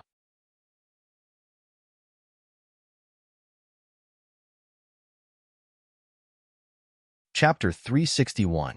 The sun rose from the east, shining brightly. Thousands of beasts were quietly scattered around the towering ancient tree, all of them focused on the immortal flower above the ancient tree. After a long wait, the seven-colored flower bud finally moved with a loud rumble. Thousands of rays of light gathered into a pillar of light that shone on the rainbow flower bud. Bang! With a thunderous explosion, a petal bloomed. Bang, bang, bang, bang. Another 4 explosions, and 4 petals bloomed. The rainbow flower bud had a total of 9 petals. When all the petals bloomed, the rainbow light illuminated the sky, and the entire Kunlun mountain range could see this phenomenon. It was also at this moment that the immortal qi in the 100-flower valley gushed out. The thousands of beasts under the towering ancient tree were intoxicated, unable to stop themselves from enjoying it. He he he. Just as the beasts were immersed in the fantasy world of immortal qi, a childish laughter came from the blossoming rainbow flower bud. The ethereal laughter broke the peace of the 100-flower valley. Following that, a 3-year-old girl appeared in front of the group of demonic beasts and Chu Beichen-nan. The girl was sitting on the immortal flower, swinging her fair legs happily. Her pure smile was so natural, as if all the smiles in the world would appear fake and pale under this smile. This extremely healing smile did not seem to belong to this chaotic mortal world. More holy than an angel, more beautiful than an elf. This is our little fairy. Princess Ba and the Cicadier looked at the girl in a daze. The girl was like a jade sculpture. Her sparkling skin was faintly flowing with light, and her big sparkling eyes were like black gemstones. Ha ha, this is the gift that the heavens have given us. The winged white tiger called Bone King came back to his senses and roared excitedly. He flapped his wings and instantly appeared beside the girl. His eyes were filled with greed as he looked at the girl. Don't touch it. Unknowingly, Chun Nan's body had begun to tremble. When he saw Bone King rush to the girl's side, he could not help but roar, and a layer of golden light condensed on the surface of his fist. At the same time, Chun Nan soared into the air and smashed into Bone King's huge body. A mere human ant dares to invade. The Bone King glanced at Chun Nan in disdain and slammed his huge claws down. Bang! With a loud bang, the golden light on Chun Nan's fist shattered. Perhaps it was because of the little girl, but Chun Nan was so out of control that he didn't even elementalize his body when facing the Bone King's sharp claws. Immediately, the violent energy from the sharp claws bombarded his body. Poochie! Chun Nan spat out a mouthful of blood. His body shot out like a cannonball and landed at Chu Bei's feet. His face was pale. Master, that is Yu Xian's aura. I beg you to save her. I beg you to take action. Chun Nan ignored his own injuries and gripped Chun Nan's arm tightly with both hands. His eyes were bloodshot. Don't worry, even if you don't say anything, no one can hurt her. Chu Bei gently pushed Chun Nan's hands away and spoke calmly. In the blink of an eye, he appeared above the winged white tiger. Another reckless human. The winged white tiger coldly glanced at Chu Bei and stomped its 4 claws in the air. The terrifying energy in its body surged like an ocean and formed a terrifying light beam above its head. Chu Bei's expression was calm. He smiled faintly and raised his right hand. An extremely strong energy halo quickly condensed in his palm. Then, he slapped the energy beam above the winged white tiger's head. His palm was simple and direct. Crack! Just as Chu Bei's palm struck the beam of light, the circle of light in the center of his palm suddenly expanded. First, it disintegrated the energy beam as easily as breaking rotten wood. Then, it ruthlessly smashed into the head of the winged white tiger. Suddenly, the sound of a skull breaking reverberated in the air. With a loud bang, the winged white tiger's mountain-like body smashed into the ground, creating a deep blood pit. If one looked carefully, there was a small amount of white brain matter at the edge of the deep pit.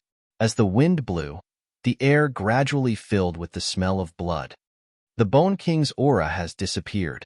Our enemy, who has been opposing us for nearly 1,000 years, is dead just like that. He killed a lord with a single punch. Who is he? Fortunately, the opponent we chose outside was not powerful. Otherwise, the four of us would have become corpses by now. The Cicadier and Princess Ba glanced at the corpses in the deep pit, then at the calm and collected Chu Bei. They subconsciously swallowed their saliva and had a look of relief on their faces. As for the ferocious beasts that belonged to the Bone King, they glanced at Chu Bei, who was standing in the air, and took a few steps back. Their eyes were filled with fear. "Who are you?" An ethereal voice sounded. The little girl blinked her big watery eyes and looked at Chu Bei. Her pair of little feet bounced and jumped on the fairy carpet. Her shoulder-length black hair swayed gently. "Who I am is not important. What's important is that you know who he is." As soon as his calm voice fell, Chu Bei appeared beside Chun Nan with the little girl in his arms. Chun Nan's hands trembled as he carefully took the little girl from Chu Bei's arms. His every movement was extremely gentle. "Brother, the aura on your body feels very familiar, but I just can't remember. Are you my relative?" The little girl's childish voice was filled with confusion. Chun Nan's body shook violently.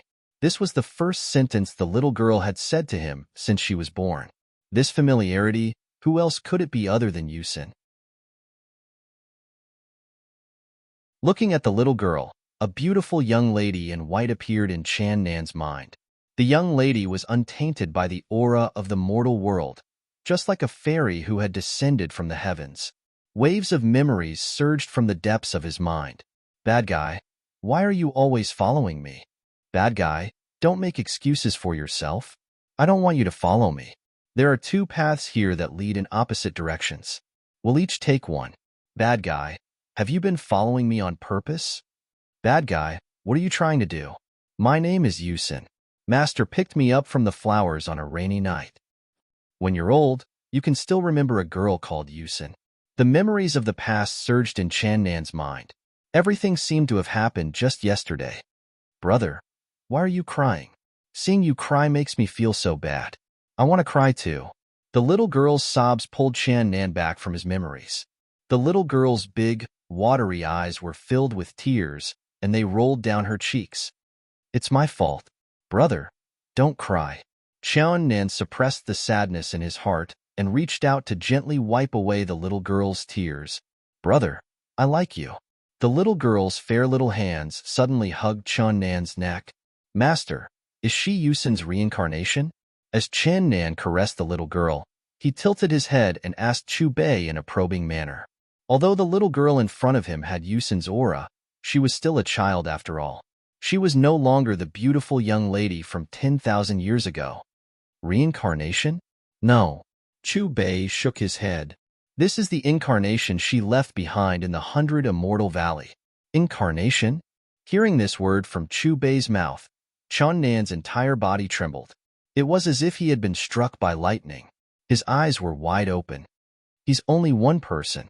No matter how powerful he is, he only has two hands. But there are tens of thousands of us.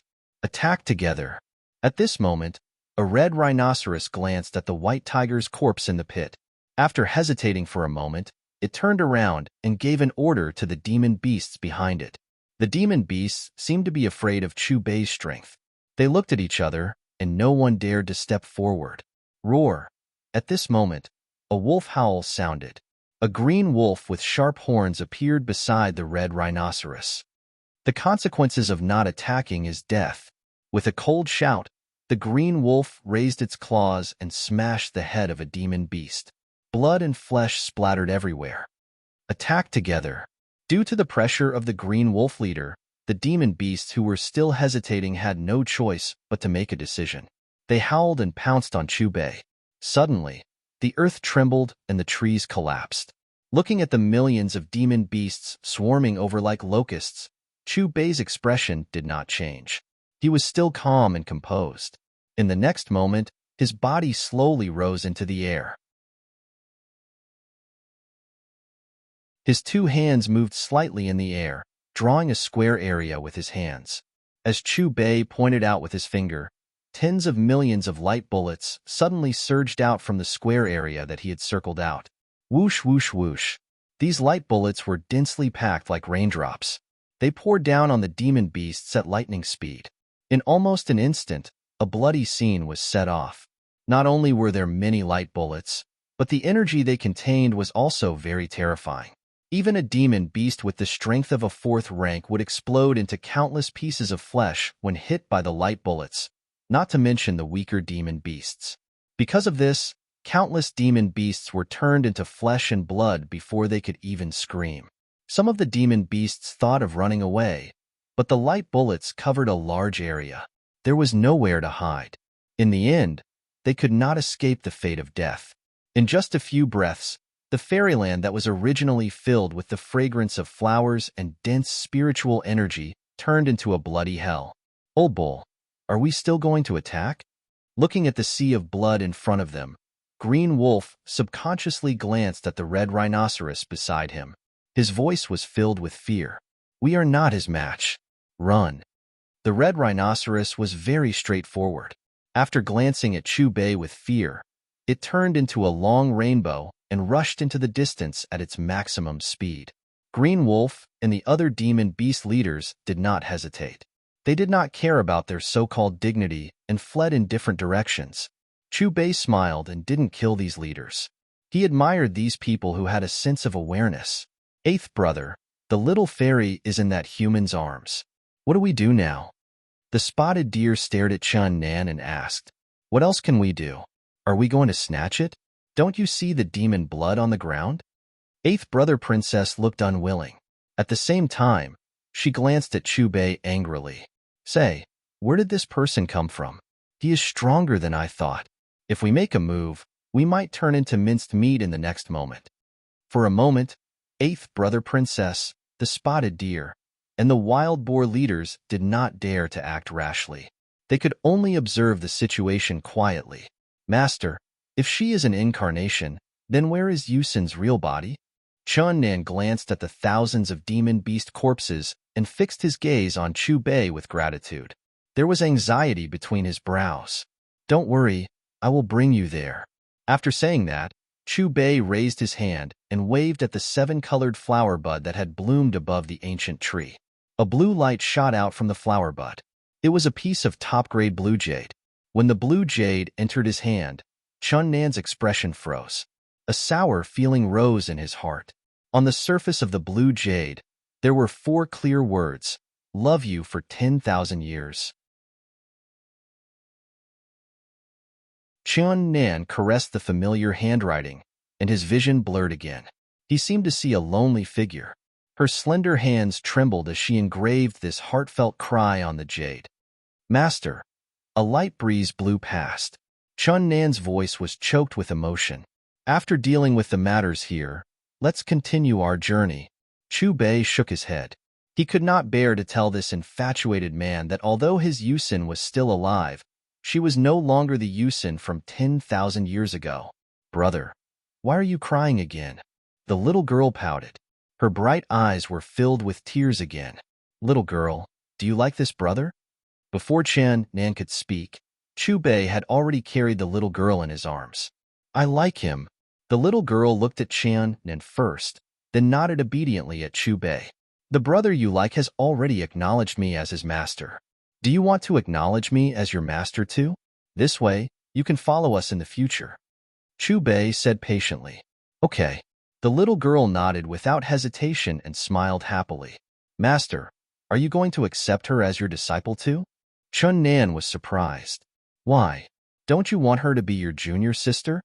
Chu Bei smiled. No, no, no, of course I do. Chun Nan shook his head.